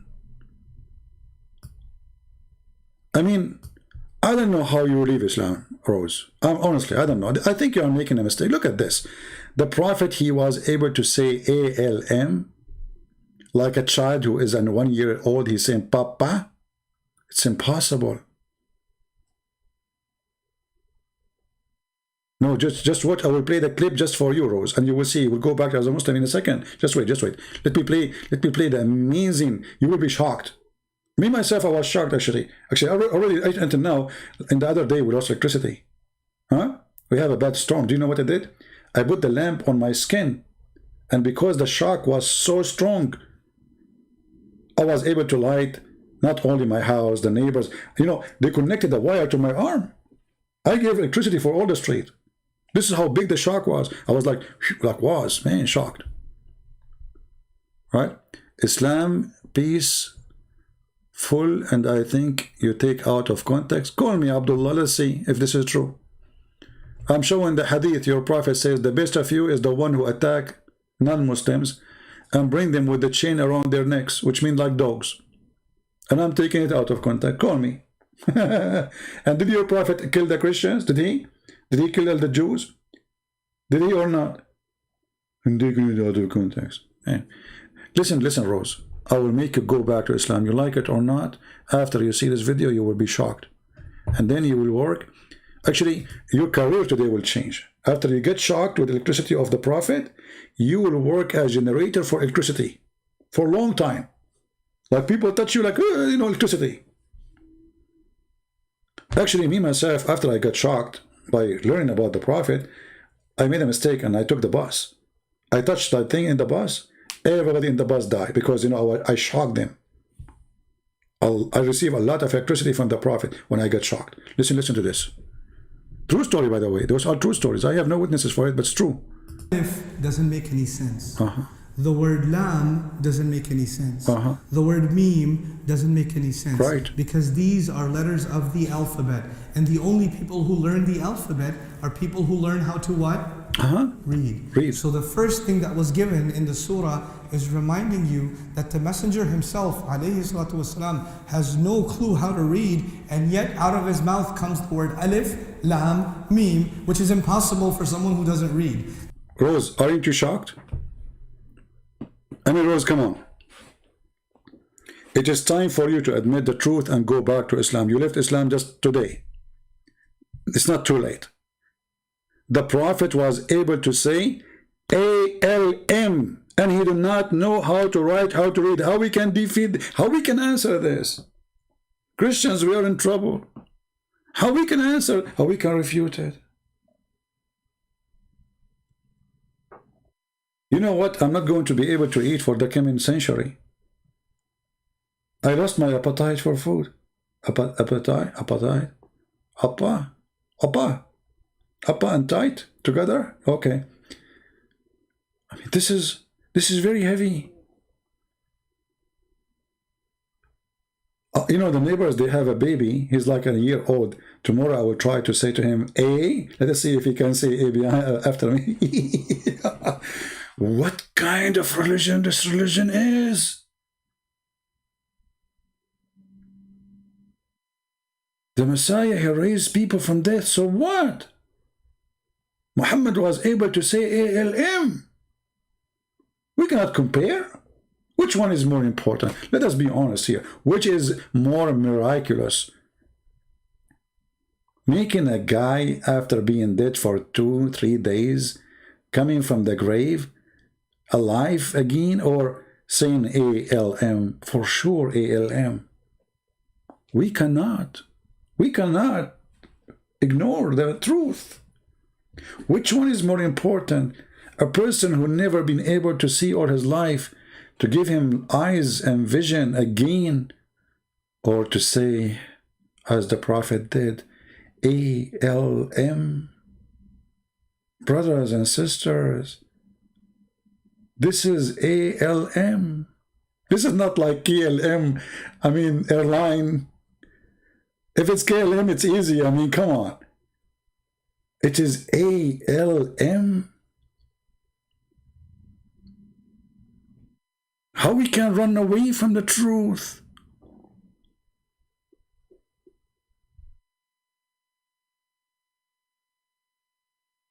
It's impossible.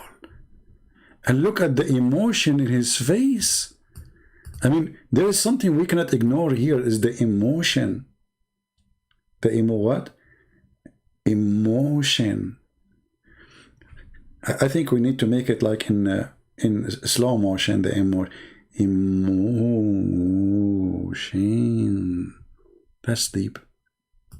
وما كنت تتلو من قبله من كتاب وما تخطه بيمينك. النبي الأمي, you know, he doesn't know how to read. Now when someone does not know how to read, the word alif doesn't make any sense. The word lam doesn't make any sense. Doesn't make sense. The word meme doesn't make any sense, because these are letters of the alphabet, and the only people who learn the alphabet are people who learn how to what? Read. So the first thing that was given in the surah is reminding you that the messenger himself, alayhi salatu wasalam, has no clue how to read, and yet out of his mouth comes the word alif, lam, meme, which is impossible for someone who doesn't read. That's okay, one of you saying the only thing is missing is the echo. This is true. If you go to Islamic videos, actually there's a guy, I saw him, you know, YouTube sometimes suggests to me, because all what I do, I mean, is answering Islam. So I open my YouTube and right away you see Islamic videos. And there was a guy going live, I think he's from Pakistan or Bangladesh, something like this. And he have an echo. So he speak, I don't know, I mean, he speak Urdu, I don't know what the language really. Assalamu alaikum, alaikum, alaikum, alaikum, brothers, sisters, sister, sister. And then he speak in Urdu. Chikan di raz do do do do la vida ga do do. Gin the ganda ga da ganda di da da. Begin the moon do do do do do. They love echo. If you go on Paltalk, the program I'm using for people, they call me. You go to Muslim chat room, you will say, the sheikh speaking, Assalamu alaikum, alaikum, alaikum, brother and sister, sister, sister, Allahu Akbar, Akbar, Akbar, Akbar. They love the echo. So based on that, I think the Prophet, when he said A-L-L-L-M-M-M-M, this is the way he was doing it. It's a kind of a torture. But think about it in a positive way. Let us say your mother-in-law, she is coming to visit you, and you want her to run away. I mean, she said she's going to stay for 1 week. If you do the following method as the Prophet, I guarantee you, she will leave immediately after maybe 3 hours. You say to her, hey, mother-in-law, what do you like to eat today? Then she will say to you right away, you are an idiot, I'm out of here. Immediately, literally. I mean, this is deep. And now the Prophet is saying A-A-L-M. How you can explain to me? I mean, I'm really out of, I don't know if there's a Muslim wanna call us, help us, like the guy, he keep complaining, like a chicken. Instead of, you know, chickening in the chat, what about you call me? I will speak to you nicely as a rooster. Get me busted. Do you agree that this is a miracle to be able to say A-L-M with this guy? Huh? The guy who's complaining in the chat? Do you agree really that A-L-M is a miracle? Huh? Hey. Say A. Say A. Say L. That's deep. That's like saying somebody doesn't know anything about English, they don't know any alphabet, they don't know any reading, but they say W. Look at this now.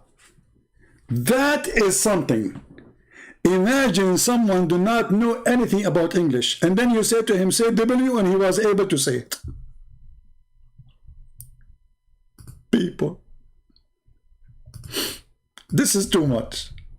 I truly apologize. This is really above my pay grade. How we can explain this to if a Christian he see this, he will convert to Islam.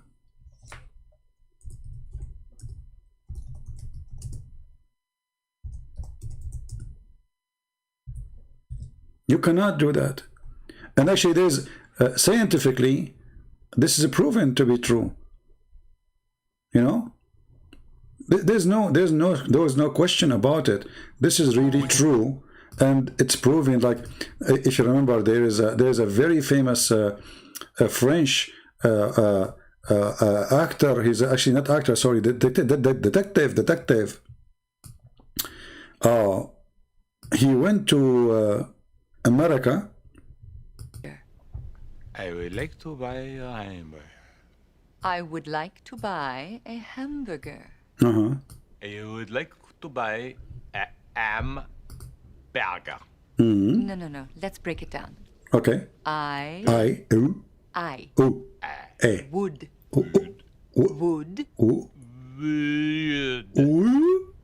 What?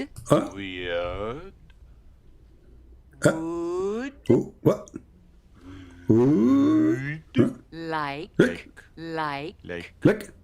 To. Toi. By. A. Oh, hold on. He was able to say A, which is part of ALM. He's almost there. Let's see if he can make it. Because all what he need to do, if he can say A and L and M, he just said A correctly. Right now, he is 20% a prophet. 25%. But I don't think he can make it, because only prophet of Allah can say, I mean, you know, this is not easy, my friend. I mean, we have to be here. We have to be serious.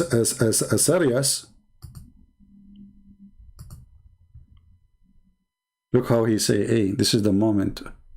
Like. To. Toi. To. Toi. To. Toi. By. By. A. Hamburger. Hamburger. Hamburger. Ham. Burger. I would like to buy a hamburger. I would like to buy a hamburger. It's not Damburger. Hamburger. I'm not saying Dimburger. I said I would like to buy a hamburger. I would like to buy a hamburger. I would like to buy the hamburger. How you can do that? Hamburger. I would like to buy a hamburger. See, I mean, it's obvious. This guy, he don't speak English. He cannot say wow. It's like saying to somebody who do not know English, say the letter W. How he can do that? And this is proven. It's documented. Look, we have evidence. We are playing even a video for you. And he is a Christian, by the way. Are you going to not to believe your eyes? This guy is a Christian. He's an infidel. Or maybe he's an atheist. I don't know. Be my witness. We just took him from France. You know, the reason he could not say it, brothers and sisters, because those people in France, they eat French fries. So like everything is like A is O. You know, like what's wrong with you?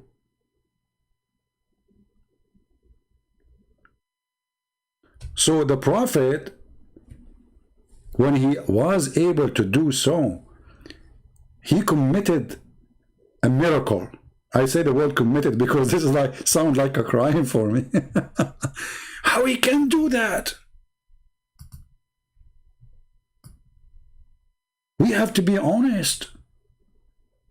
It's like somebody who don't speak English and you tell him to say W. He cannot. Comes the word alif, lam, mim, which is impossible for someone who doesn't read. That's like saying somebody doesn't know anything about English, they don't know any alphabet, they don't know any reading, but they say W, P, R. The word R, W, P, Q, X, these words don't mean anything. These letters don't mean anything on their own.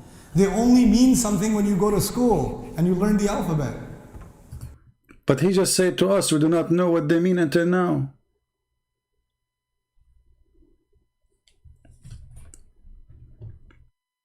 Oh, I feel bad for you. You have fun, laugh at us. I'm not laughing at you. I have the right to laugh at the liar Muhammad.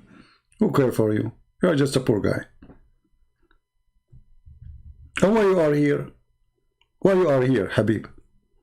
If you don't like what we are saying, leave, my friend. Nobody is forcing you to stay here. You are a hypocrite.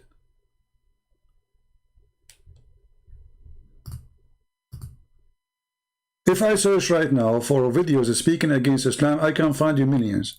How come you don't say to the Muslims, shame on you to do that? And what about your Prophet calling us names? Get out of here. Don't come here. Stop crying. Playing victim. This is what they do. They kill you, and then they go in your funeral. And they say to your family, we feel sorry for your son. We know the game. You want to play victims? People are laughing at you. I will not be surprised if you are a member of ISIS, maybe.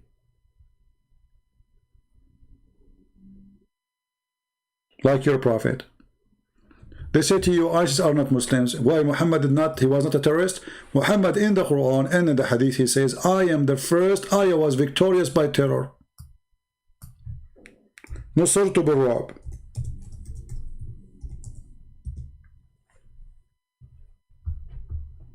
Was your prophet a Muslim or not? They lie to us and they play victims and say ISIS is killing us. Not true. ISIS is killing those who don't practice Islam, which means you are not a Muslim if they kill you. The same as they kill us. ISIS are true Muslims. This is the truth. They follow Muhammad word by word. This is why when they slaughter somebody, they quote the Quran. They don't quote the Bible. They quote what your prophet said, not what I said. I was victorious by terror. He's a terrorist. He is the first terrorist. All of Islam victory is made by terror. Read it. Even Muhammad, he said, people used to be terrified from a distance of 1 month journey.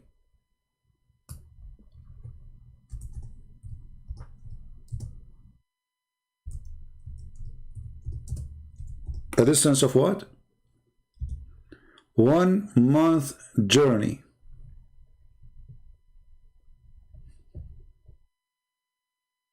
Do you see it?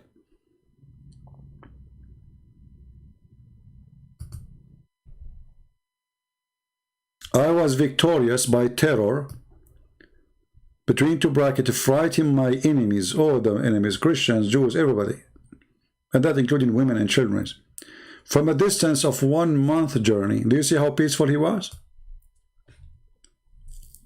Muhammad is a 1 month journey away. People are terrified. Why? Because he was the prophet of peace. Muhammad, my friend, when he walk in the street, he don't do poo-poo. No poo-poo. He poo-poo peace. In the museum right now, they have their poo-poo. It's called peace poo-poo.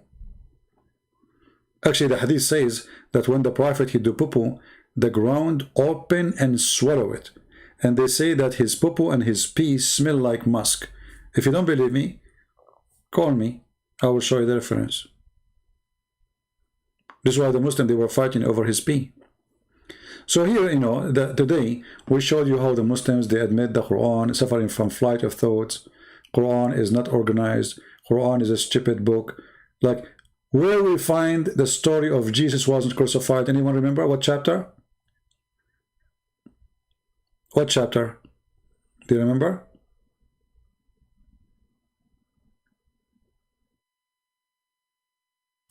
what chapter is speaking about Jesus was not crucified in the Quran? Who remember? 4. Okay, chapter 4 is chapter of the woman. Why the story of Jesus not crucified in the chapter of the women? Why he's a woman? I mean, do you see how stupid this religion is? What the story of Jesus, and that's not a story, it's just a few lines. Why this verse is even there? Imagine you have a chapter, it's called sushi. And then you open the chapter, it's telling you if you have a flat tire, what to do.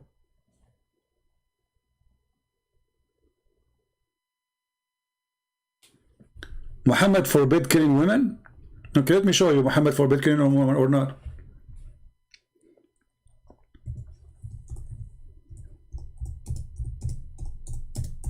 Just to show you that you aren't ignorant like your prophet. Here we go. Do you see it? This is Bukhari. You asked me for Bukhari? This is Bukhari. They said to him, we are killing children and old people and women in our ride. He said they are from them.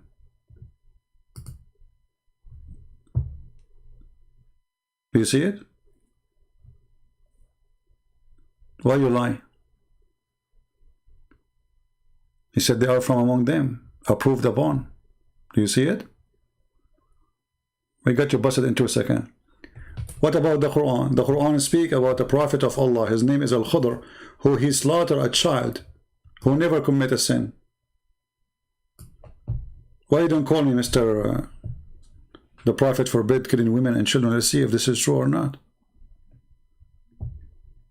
What about the hadith of the woman who was laughing just because she was laughing for why she laughed? Because Muhammad is slaughtering her families, the Jews, all of them. A Muslim man, he put a sword in her chest and he cut her head. He forbid it later. So after he killed like 1 million women, he forbid it later. Thank you very much, guys. Later he forbid it. Just to show you're ignorant, you idiot. The chapter of At-Tawbah about killing the Christian and the Jews came at the end of Islam, not in the beginning. So you are stupid. So how he later forbid it? He was dead. At the end of his life, he tried to start killing the Christian and the Jews. Not in the beginning, you idiot. Try to get some different lie. Stupidity is amazing. Oh boy. The last chapter Muhammad he received, according to many Muslim scholars, it was At-Tawbah.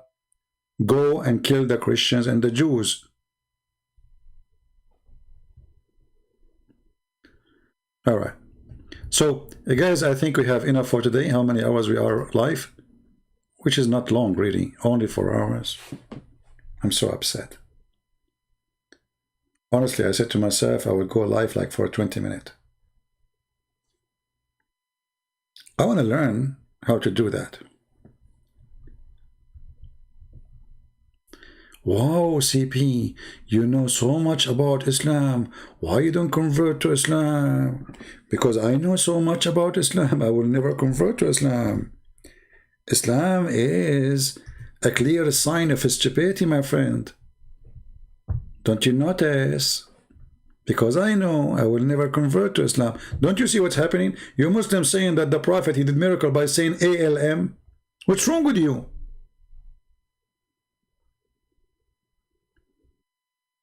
Have you ever heard of any religion in the world? They claim that their prophet is a hero because he was able to say ALM.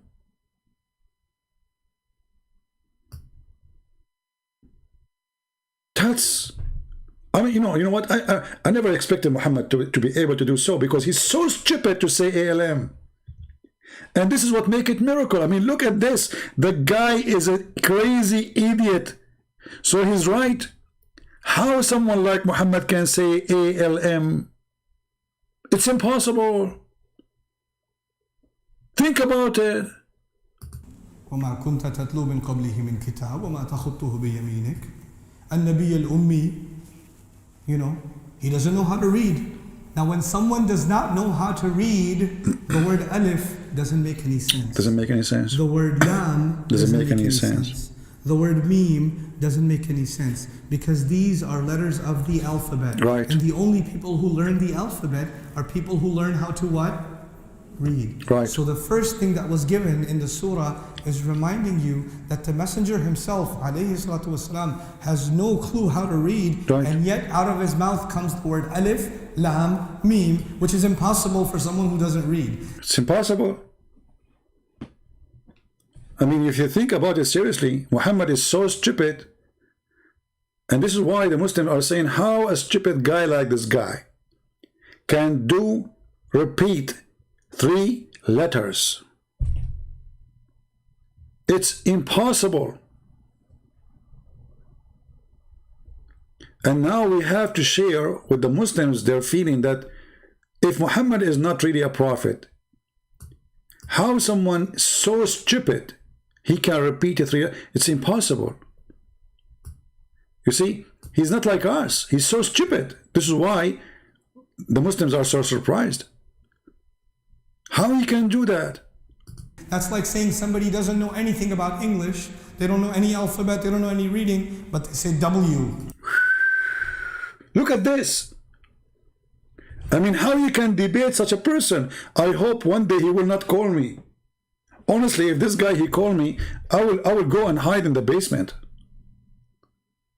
immediately. I mean, how I can refute this? Look at this. It's like saying to someone who don't speak English, say W, and he say W. How you can do that? P-R. How you can do that? Man, I almost closed I broke the table. I hope there's no crack. Hold on. Oh boy. I'm so strong. I'm drinking camel urine, brother. I should not get excited like this again. Who's going to pay for this table now? Jibreel? So get me so excited. Why am I getting excited like this? Because I could not handle the truth. You cannot handle the truth. I'm not your father. I'm not your dad. I'm your mom.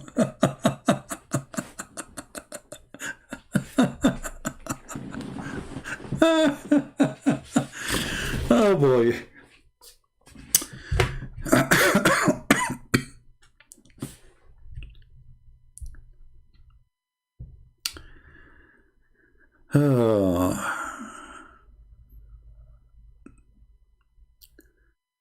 Any Muslim would like to call us before we leave, my friends? Anyone? You know this story about the truth? Let us finish this with a joke. This joke. It's a joke, okay? Laugh from now. Like, you know, the prophet saying a joke, you have to laugh before he say it. The prophet is so funny. There's no way the prophet says a joke. It's not funny. You have to laugh. Otherwise, you will die. It's like the president of North Korea. People, they start crying just for seeing him because of fear. So there's a guy here when I get married. So this guy, Middle Eastern, you know, Middle Eastern, we have tradition. You ask your father go and ask for the hand of the girl or her leg, whatever. So he told his father, "Father, I found a girl to marry her. I love her." The father, he's so excited, you know, this is his elder son. He said, "Son, this is the day I was waiting for. Okay, tell me who's she so we can go and ask for her hand." Then the son, he said to him her name. The father, he said, "No." He said, "What?" He said, No. He said, "What?" He said, "Not this girl." He said, "Why?" He said, "Son, don't force me. I cannot tell you." "Come on, Dad, I love her." The father, he had no choice but to tell him. He said, "When I was in your age, I was like very bad boy. So she's your sister." Like, what? She's my sister? So the guy, he got upset. He went away for some time. He didn't go out. And then he started going normal life. He met another girl. And now he came back again to his father. And he's so excited. He found a girl to marry, blah, blah. So he came to his father again and he told him, "Father, I found finally a girl. And there's no way you can object her. She don't even live in the city. She live in different city." He said, "Great. What her name?" The guy, he told him the name. He said, No. not this girl. Why? She is your sister too. Like, what? So this guy, first time, second time, third time, fourth time, each time he bring him a girl to marry, he tell him she is your sister. So this guy, he grow a beard, you know, and he became like a YouTuber, you know. He don't go out, he don't talk to anyone. His mom, she noticed her son changed. He used to go out, party, you know, he's a young man. So she said to him, what's wrong with you, son? Why you change? Why you don't go out? He said, Mom, don't force me to say. I cannot take it no more. He said, no, tell me what's happening. Said, no, I cannot tell you. He said, no, you have to tell me. So he told her the story. He told her, each time I find a girl to marry, my father, he tell me, you cannot marry her. She is your sister. This is my story, okay? So his mom, she said to him, son, go and marry any of those girls. He said, how I can do that? She said, who said that he is your father?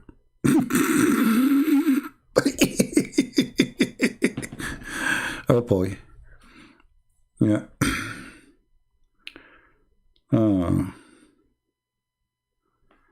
Yeah. Who said that he is your father? So the father was sleeping around and the mother was sleeping around too. The father said the son is his son, but the mother, she knew that he is not the son of that man, the father. So go and sleep, you know, go marry all of them, who care? You know, he's not your father anyway. Don't worry about it. Don't even think about it.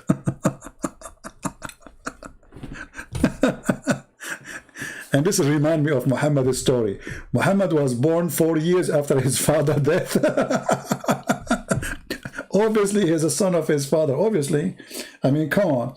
Imagine you divorce your wife, and after 4 years, she called you. She said, honey, I am in the hospital. Why you are calling me? Come and pay for the operation bill. You know, bill. Why? What operation? I just gave birth to a baby. Okay, what I have to do with him? This is your son, you idiot. But I divorced you 4 years ago. This is why there is a woman, I think it was in Somalia and Nigeria, I forget which country, they're practicing Sharia law in Africa. It was in the news actually. The lawyer was able to get this woman loose from the punishment to be killed of fornication. 2 years after her husband passed away, she delivered a child. So obviously she is sleeping around. So they took her to the court, blah, blah, blah, you know, or at least she's going to be whipped 100 times. The lawyer, he told the judges, well, don't you know that a Muslim woman, she can be pregnant up to 10 years? So they release her because there's no proof that she is fornicating. A Muslim woman, she can go and have a child 10 years, up to 10 years after her husband passed away. Actually, there's some Muslim sect, they believe there's no limit, which means 20 years after. Which is true, you know. Yeah. And if a Muslim, he don't believe me, by the way, I can show the reference. You know?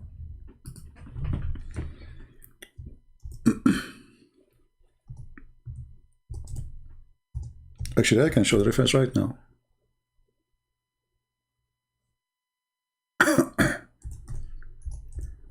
Let me give you the link. You can go and use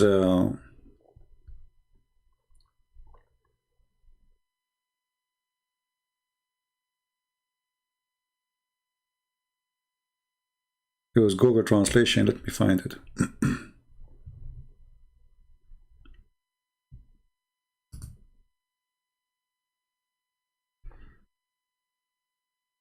Let us see.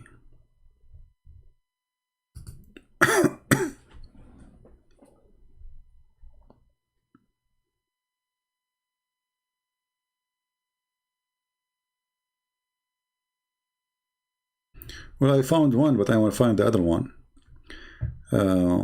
Like this one here, it says, وأما أكثر مدة الحمل عند المالكية والشافعية والحنابلة فهي 4 سنوات. And the maximum of a woman being pregnant for the following sect, Maliki and Shafi'i and Hanbali, those are the 3 major sects, they are 4. So 3 out of 4, they believe that women, she can have a child up to 4 years after her husband pass away. And he said here, according to the Maliki, 5 years. But I want actually, this is not really a very accurate information. Let me show you. But this is the link anyway. You can use Google Translation. Anyway, this is enough, and there's no need to show more. No, that is enough. And maybe Elisa, she is posting the other. Yeah, here we go. Yeah, the link actually she posted. Lisa, she is posting there, is the one giving you the answer. Here we go. This one, the question is how long a woman can be pregnant, how far, how long, and then they start saying to you how long. Let us use Google Translation. And here you see how they lie. We just showed you the other link.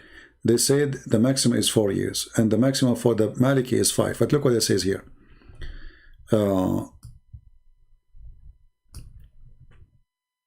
Hanafiya, they believe in 2 years.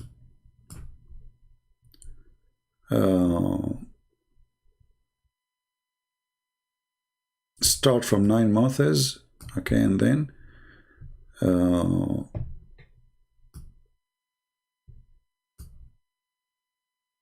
they start showing you the view of each sect. 3 years according to the view of Abu Layth, and then 4 years, which is the doctrine of Shafi'i and Hanbalis, and the most all-known of 2 view among the Malikis. 5 years, which is the narration of the authority of Imam Malik. 6 years of Az-Zuhri and Malik. Look, here they just said Malik agree with 5, and now he's saying 6 years for Az-Zuhri and Malik. And then 7 years was Rabi'u al-Rai, etc. And then narration of the authority of Az-Zuhri. And then there is no limit to most pregnancy, which in the view of Abu Ubaid, no limit. A woman, she can be delivering a child 30 years after her husband passed away. No limit. You know? Yeah. So this is Islam, my friend. And then they make videos for you about Quran and science. Science. Islam is book of science, what we can say. We have to admit that. You know? Yeah.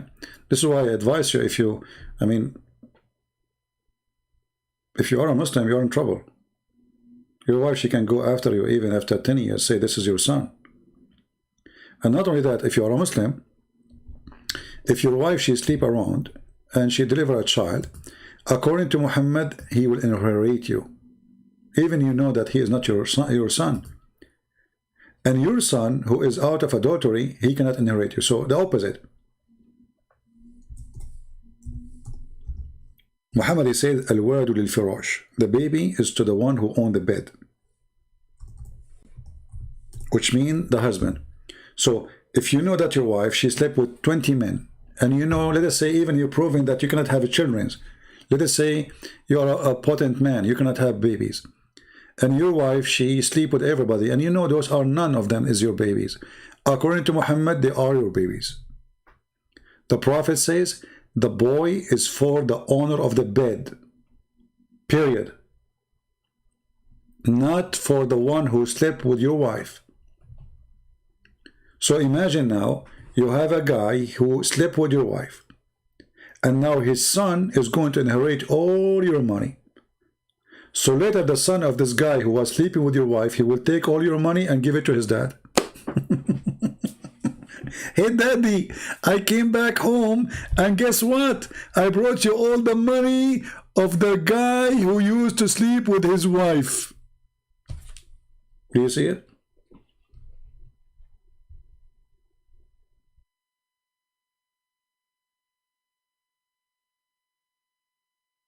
Very genius. And for the fornicator is a stoning. But if what if we do not know who is the fornicator? And how you can prove the fornication anyway? You have to find 4 witnesses, and the 4 witnesses, they have to see, excuse my language, the penis of the man going in and out literally. How you can get 4 witnesses seeing that?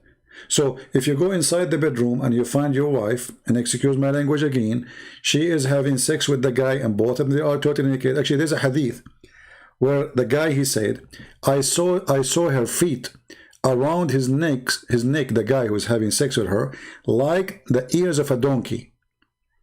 So this is explained to you the position, the sexual position. So his legs is around his neck, and he is in the top of it doing dahman, dahman. The caliphate, he said, did you see his penis going in and out? He said, no. He said, beat him. They beat the guy, the witness. They did beat the 3 witnesses because they did not see the penis. They saw.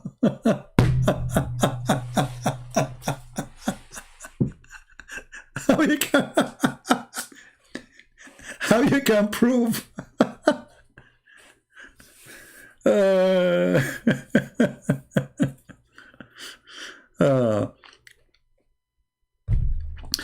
There's a hadith, Muhammad, he said, before you go to your house, send somebody to your house. And the sheikh was explaining TV.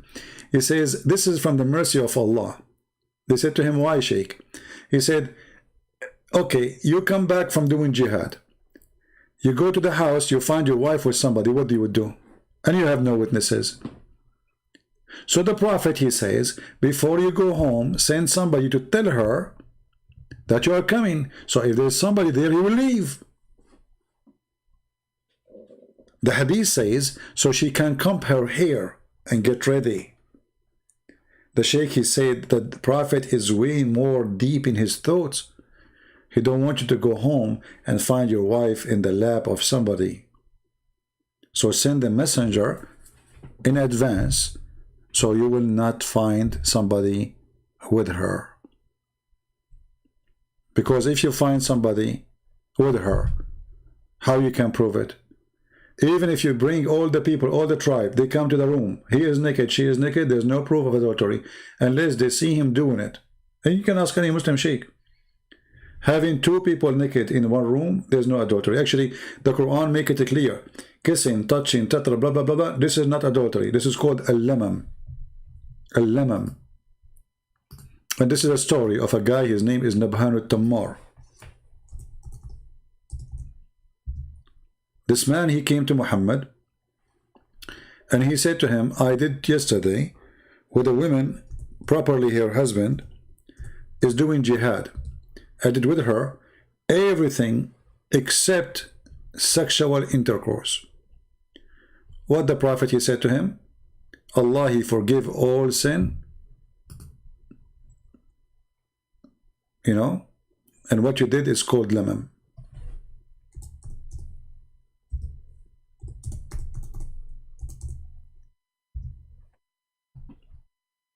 All right.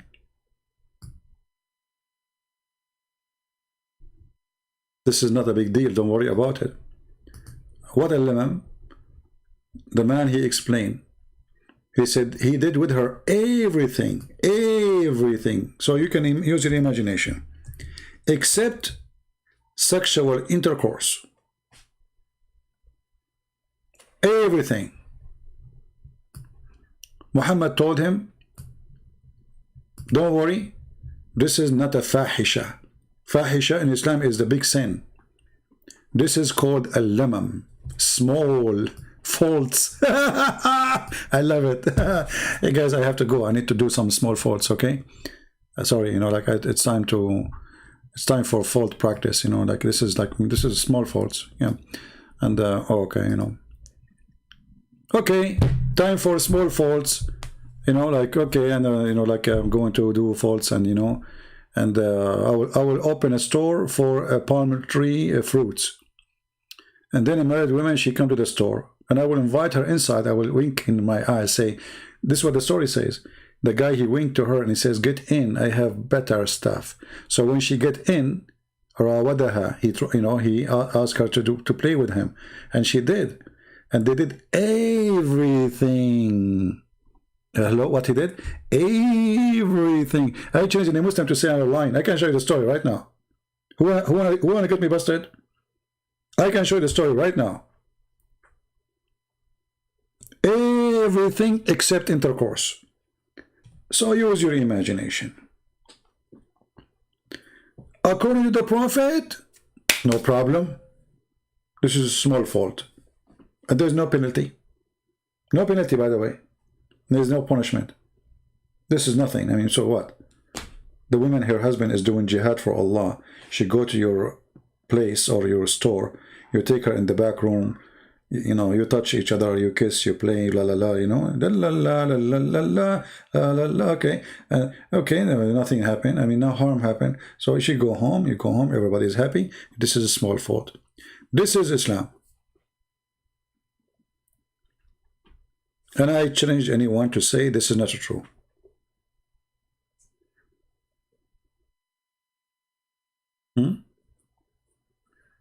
Okay, I'm saying you imagine. That doesn't mean you imagine, my friend. Come on. Don't get me in the corner now, saying to me, I will not imagine that. Are you trying to make me look bad now? Okay, I agree. I look bad now. Man, why I tell those kids the topic? Those are children. Look, all of them, they are not even, all of them, they are between the age of 60 and 80. I should not mention those stories for them. Those stories is good for someone in the age of Aisha. She's mature. I should not tell you those stories, sorry.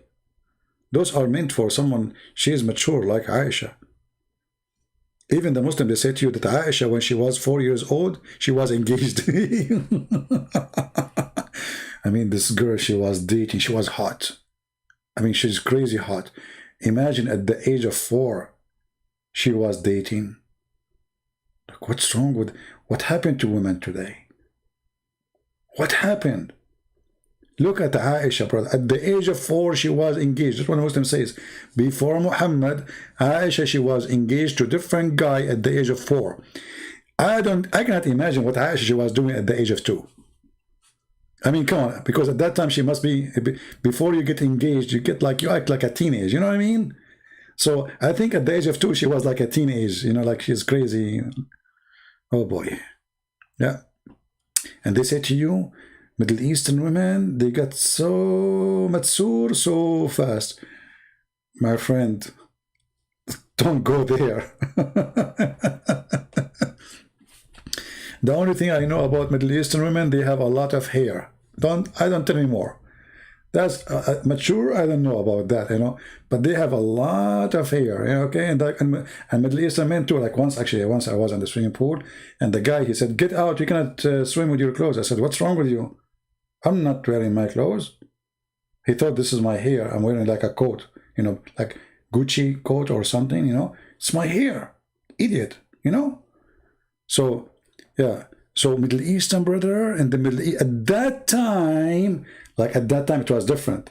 I thought the global warming is happening now. At that time, girls, they got so mature so early, brother. At that time, yeah. Yeah, global warming was happening at that time because, yeah, global warming is true, by the way, you know. I mean, come on. It was so hot at that time. So Aisha, she grew so fast. I mean, like, it's the sun. All what you need is the sun. Energy, you know. So like you put a child outside. So let us get 2 children. One, he live in Alaska, and one live in Kuwait. Can you imagine the difference? The one in Kuwait will be so mature, will grow so fast. Look at the palm tree. How fast? Look, it's up. Or papaya. Papaya. So when you live in the hot country, you are like a papaya. You know, like you eat a spinach and you papaya. You know, like, you know, there's a connection between them. I'm sure I'm driving you crazy. Can you debate with Sheikh Uthman? My friend, you don't have Sheikh. Who is this Uthman? All of you are a bunch of kids. Let him call me. Don't tell me, can you? I open my pal talk. I say anyone is welcome. I don't care what his name. His name is Uthman. His name is Omar. His name is Papaya. I don't care. Bring me your Sheikh. Don't tell me, can you debate this guy and that guy? We are open for everybody who there. We have our pal talk is open for the last 5 hours. The only one we got him calling us is a kid. Where is your sheikhs? So don't tell me, can you debate this guy? And are you trying to promote him? The question is he willing to call me? That is the question. For me, I'm welcome everybody. Actually, I will be happy if a sheikh call us, because that will be more funny and, you know, hilarious. All right. If you can find me a sheikh, he's strong like Popeye, you know, I will be happy to take him. Popeye and above. Let him eat his spinach and let him come. All right. Okay, guys. It is time to go and do some small faults. I apologize. I need to make some tea. I'm losing my voice. I'm live right now for 4 hours, 24 minutes, and 57. I cannot leave like this. We prophet of Allah. We have to finish on time, perfect time. So I have to stay until it became 4 hours and 30 minutes. I cannot leave right now. There's 6 minutes left. So let me do this, because we are Middle Eastern. We are so smart. I will change my clock, okay, and I will make it 4 hours and 30, and that will solve the problem. Hold on. All right, go. We are changing the setting. Bingo, here we go. Now I can go. Thank you, brother and sister. Alhamdulillah. We don't cheat in the time. We don't cheat in the Quran. We don't cheat in the Hadith. And we don't give you fabricated story about the Prophet that he made the lizard convert to Islam. Even the lizard was dead. And the lizard, he said Shahada in Arabic. And he said Bismillah ar-Rahman ar-Rahim and Ashhadu la ilaha illallah, and he was a lizard. And then, you know, he converted to Islam and he became a good Muslim. And then the Prophet, you know, like he promised him 70 virgin lizard in the heaven. And, you know, he's moving his tail right now. And he's so happy and excited. So we pray to Allah that all the lizards in the world, they convert to Islam. And by the way, lizard is the name of Allah. And the Prophet, he says, the one who killed a lizard from the first shot, Allah will give him extra virgins, extra like etc deeds, and the one who killed him from the second shot, he will get like less deed, like etc virgin, and the one who killed him from the third shot, he will get etc less deed, but the one who killed him from the fourth shot get lost. Okay, because obviously, I mean, you are an idiot. You took 3 shots to kill a lizard. Hello, I mean, how? Hey, come on, you know, obviously you are not a good for a jihad. So a good mujahid, he killed the lizard right away. Yeah. Somebody saying to me, I'm lying. What do you mean I'm lying? But you hurt my feeling now.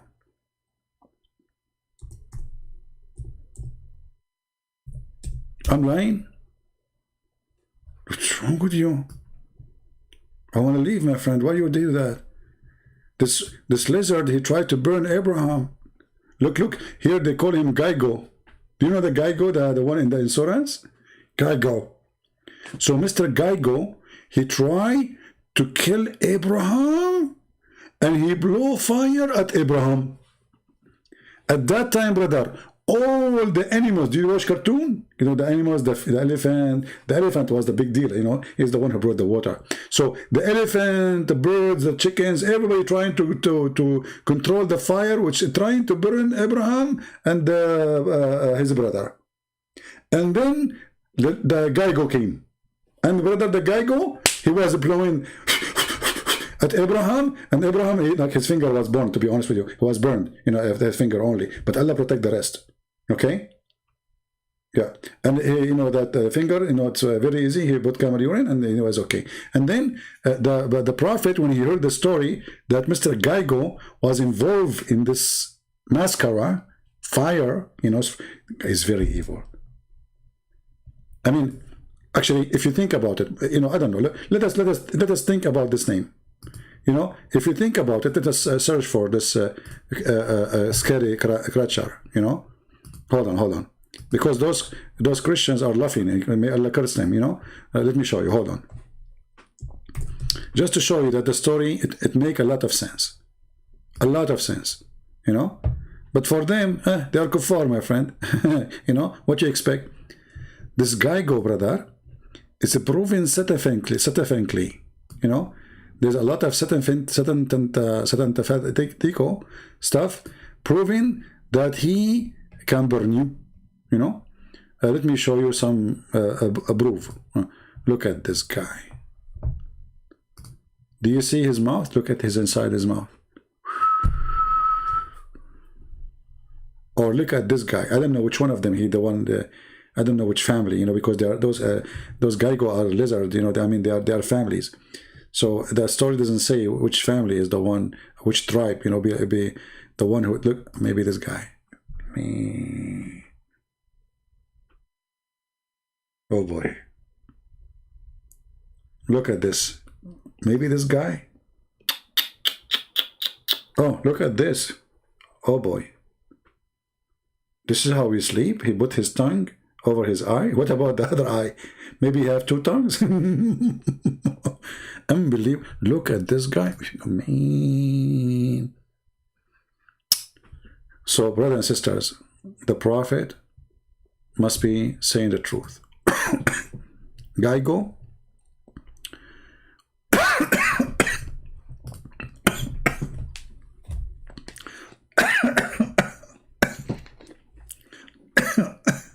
I can't breathe.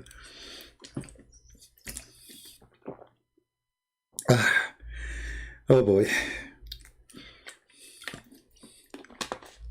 So, brothers and sisters, here Geigo was texting his friends, his family, to come and put more fire in Abraham. Look at this. See, he's holding the phone. Look, look. Look, look, look, look, look, look. Like, you know, like, what's up, you know? Like, hey, what's up? Come on, Abraham is here. We need to burn him. You know, hey, bring everybody, okay? Tell everybody. Like, and all the guy go, like, you know, they are coming from everywhere. So this guy was giving orders, you know, from far away. Look how evil he is. This is why you should not, like, you know, buy insurance from this Geico company, you know. So the Prophet obviously was saying the truth. This is a true story. I mean, we cannot deny this. I mean, come on, can you? Who can deny this? Who can deny? Nobody. Only ignorant people. All right. So, and then the Prophet, he mentioned that if you kill him from first hit, Allah will give you a special reward. Yeah, I'm losing my voice. No, I keep saying to myself, tomorrow I will not go live on air, and then I get tempted to spank Muhammad. I feel guilty, honestly, if I don't go. Otherwise, I need to stop coming at least for a few days. Let us see where he speaks about the reward.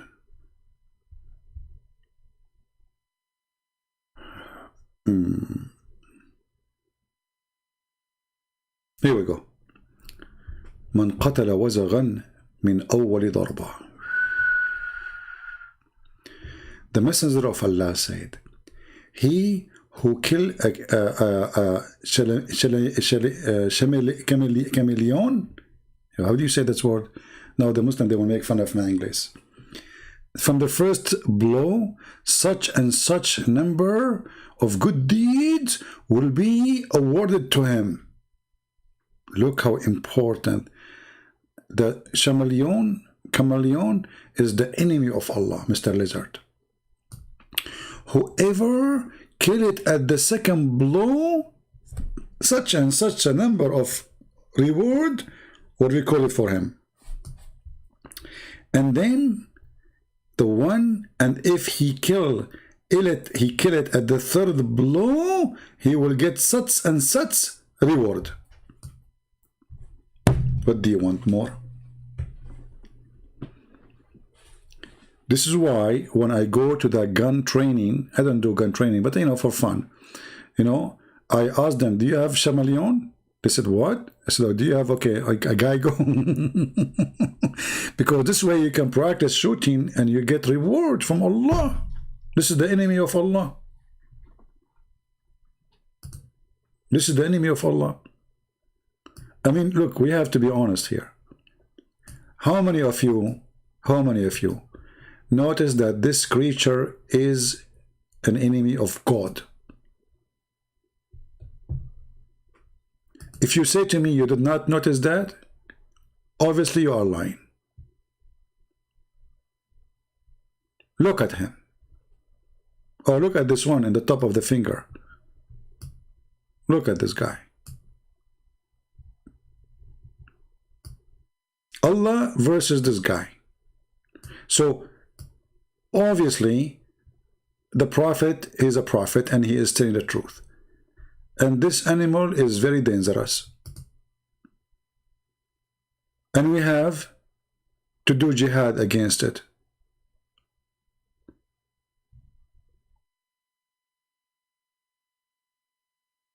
Why we don't do jihad, brothers and sisters, against this anymore?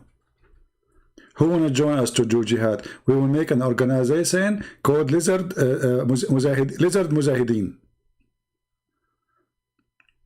All right?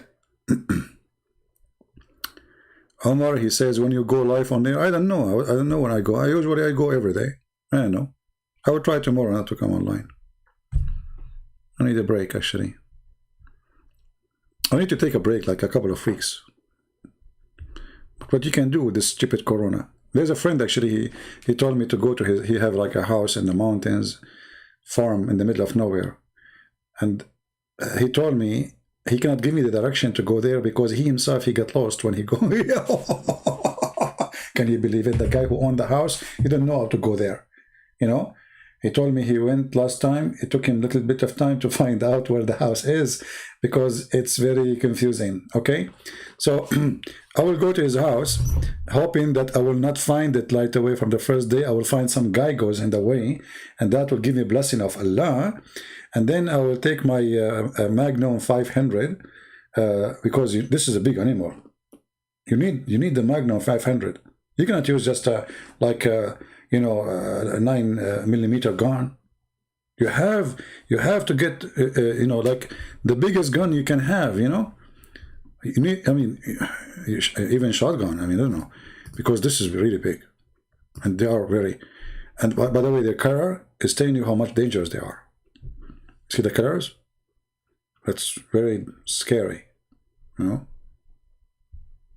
like this guy, he belonged to the Blue tribe. Blue, like they are the one who behind the song to make fun of Allah. Like, oh mommy, mommy blue. So they are like they are very no. They are no. They are the enemy, brother. So we have to be careful, and we have to do something. We have to do something. And just to let you know, this guy he cannot say ALM like the Prophet did. He cannot. The end of the story. You like it, you don't like it, he cannot. Okay? So don't try to make him like, okay, because he look funny and the dummy, whatever, you make him like, okay, I know the kuffar, they will make him even God, worship him, not like us. We Muslims, we worship Allah, who have two hands in the right side. This God, he have hands, not in the right side. He have two hands in the like left and right, They don't have like Allah. Allah, nothing like Allah. Well, there's nothing like that guy too. Do you see? There's nothing like him too. I mean, look at this guy. Look at this one. What happened to this guy? I think his mother-in-law is there. I mean, his behavior is weird. Why he is acting like that? I think she is there. I don't know. I mean, I'm just guessing. We don't know. We don't know the truth behind this move, I mean, why he's doing that? Look, he's like, I'm not here, okay? Like somebody is there and he is trying to look how he's trying even to hide his tears. He don't want anyone to see that he is there, like hide it. Obviously, this guy is married. I mean, come on, look at you. The guys who are married here. Isn't this what you do? when your wife come back home, come on. I mean, come on. Okay, just joking. Come on, you don't do that. All of you are heroes. Just wash dishes and do laundry, and everything will be fine. What is this? Like what? I think this is the guy who tried to kill Abraham. That's it. We found him.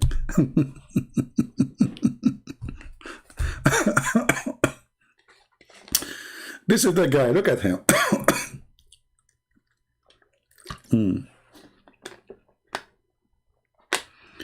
Omar, what is a simple statement to disapprove Islam? Islam itself. Islam means Aslim Taslam, which means surrender to the sword or you will be killed. Aslim Taslam. It's an insult to be a Muslim because Islam means to surrender to a criminal. This is why, my friend, the Quran says, say to the Arab, you are going to be called to fight with people who are going to slaughter you unless you believe. Unless what? You became a Muslim.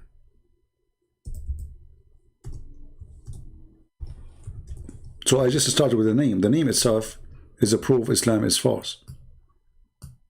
I do not need even to go to more details, you know. The name itself.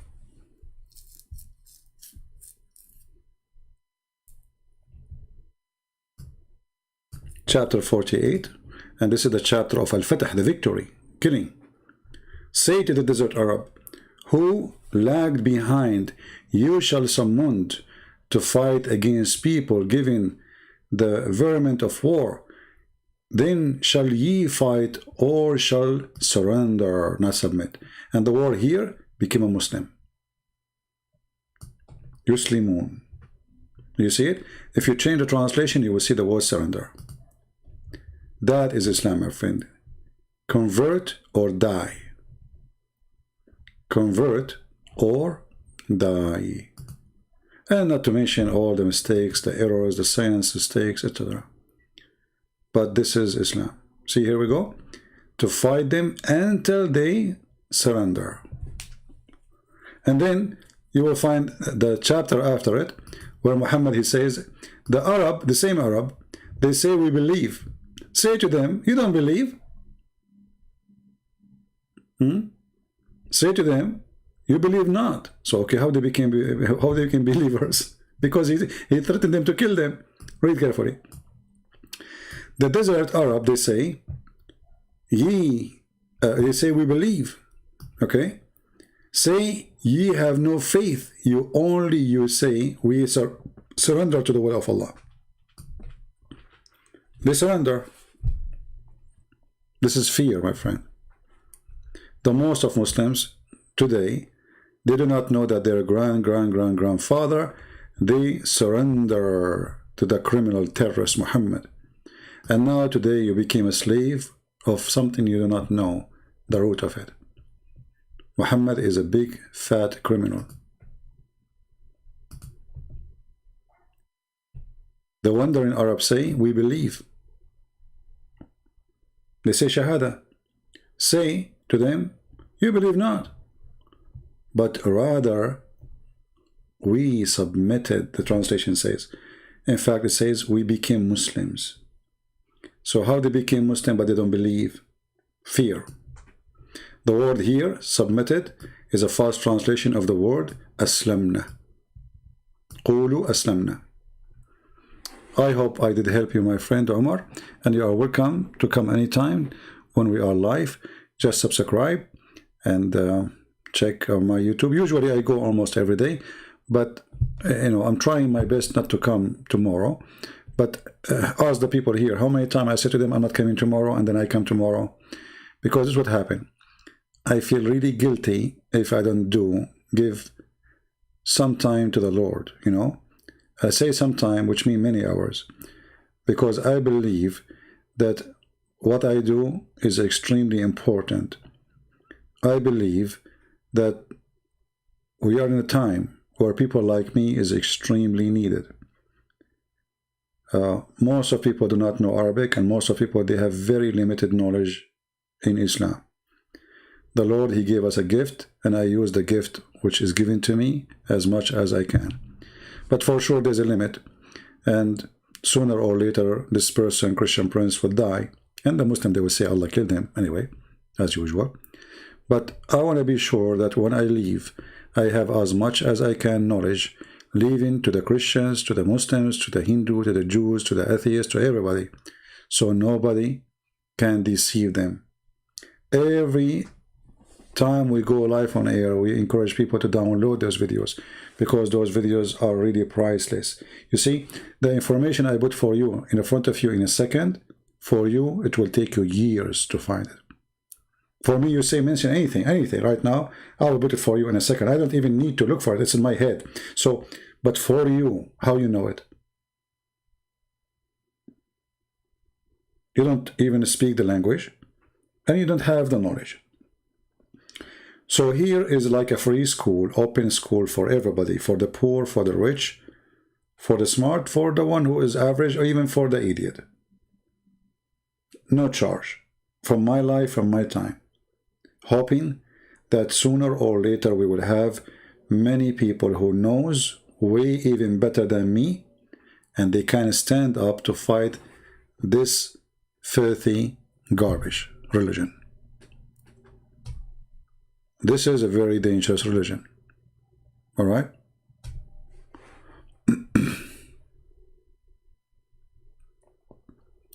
No, my friend, there's no submission in Islam. This is a false translation, Omar. Listen carefully. I just told you this is false translation. Even there's some Muslims that say Islam means submission. That's a lie. Islam means to surrender. To surrender. This is why the hadith says, Aslim Taslim. Surrender, you became safe. Islam does not mean peace. The word peace in Arabic is salam, coming from the word shalom. It's not the same. This is why it says Aslim. It is an order of a verb to do. Aslim, surrender. Peace does not mean surrender, my friend. Peace is something you do by choice, not somebody giving you an order to do. It is something you do. When you submit, it is something you do willingly. You know what I mean? Willingly, not somebody forcing you to do. So the verse here is speaking about surrender. This is why if you change the translation, you will see it says clearly, we have surrender, we became Muslims. This is what surrender means. We became Muslims. And as you see, they surrender, they became Muslims to not to be killed. And this is why Muhammad, he knew they are liars. They say Shahada, they don't believe. He said, no, you cannot fool me. You would convert to Islam because I want to kill you. You join my army because if you don't, I will kill you. That is the story.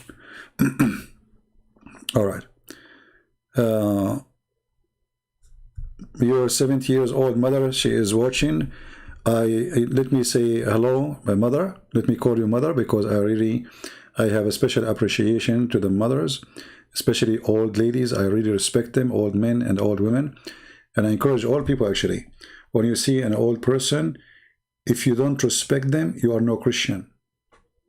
If you don't respect old people, you are no Christian. You don't know how valuable those people are.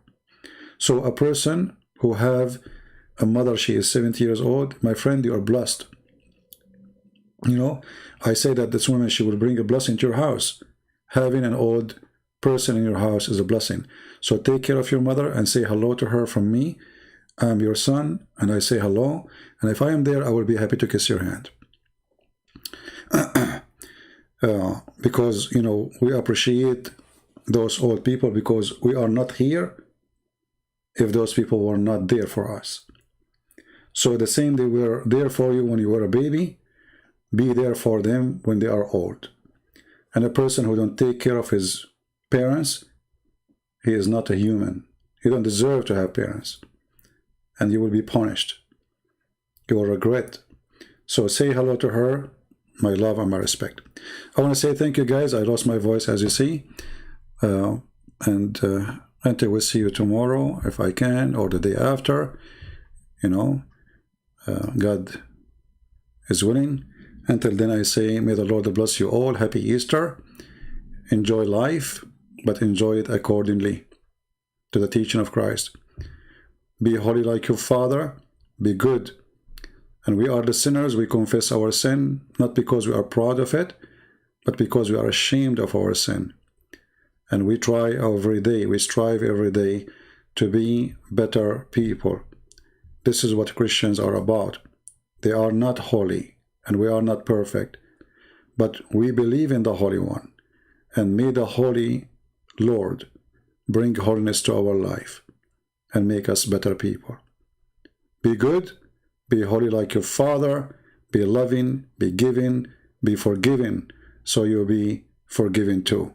Christ is Lord, Islam is false, and see you soon again. Take care.